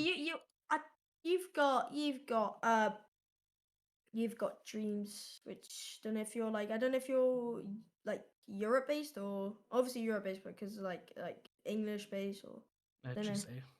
Pardon? GSA, German, Switzerland, Austria, nationals. Yeah. We hope Actually, one day. The long climb up. Yes. Yeah, Golo was actually teaching me about in the break about like countries in Russia and Ukraine and Germany, Nazis. Pretty cool history lesson. It's free. Get in and Golo. But I mean, it's great to have you KO'd. It's been a great stream, great cast, great to watch. Honestly, it's been phenomenal. And obviously, you have a great, phenomenal evening, or I don't know if it's evening or morning. A great time with your team, and you definitely deserve it. It was a long one. It took you 4 maps, but you got there in the end. And thank you very much, Kay, for coming in for the interview. And can't Thank you. see Congratulations what you do on next. the win. Thank you. Have a great evening. You too. Ciao. Well, that was the that is the end of all the Rainbow Six action here tonight on Talent League R6. Our Titan Series champions are crowned LFO, as you've said, King of Kings. And well, thank you very much for joining me here, Squishy. It's been a lovely evening of entertainment. We've seen the ups and downs of both teams and some wonderful, exquisite plays, which I'm sure we'll see highlighted at some point in the near future. Thank you, Trippen, for all the wonderful work behind the scenes, both observing and producing. And you at home watching right now, do not forget the open qualifications are available. You can sign up right now in the Talent League R6 Discord. So go ahead, join up if you want to be part of this wonderful experience. But Squishy, it's been wonderful joining you for the first time. I hope you have a lovely evening. I hope you've had some fun as well. Yeah, it's been great fun here, and first time casting it, it's one of the best casts I've ever had, mate. A blast. We talk about childhood stories, lemon just cake.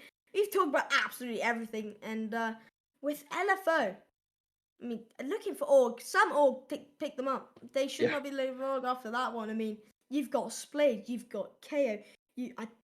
All right, I'm gonna stop naming people. I know I can name more people because I have a feeling I'm gonna miss one out. So I'm just gonna stop there. But and all of them on LFO, they're all phenomenal. We saw it throughout, and I mean, we've got to end the stream at some point, and I mean, it's got to be here. There's so much we could talk about both teams, and it's been great catching you guys. Want to do it again? Can't wait to do it more. Maybe next time series, possibly. You know, we'll see what happens. Return of the King. But that is it for tonight. Thank you very much for joining us for this one. We will let you get back to your regular business. From all of us here, take care. Have a lovely evening. See ya. And Super Mighty Guardians are your first Talent League champions. Zamax, they take the impressive win and claim the title of And with Talent that, League. Noetic are your Season 3 champions. That's it, folks. Noetic are your back-to-back Talent What a League shocker! champions. Noetic have now won 3 Talent League champions. Machine Soldiers are your Season 6 Talent League champions.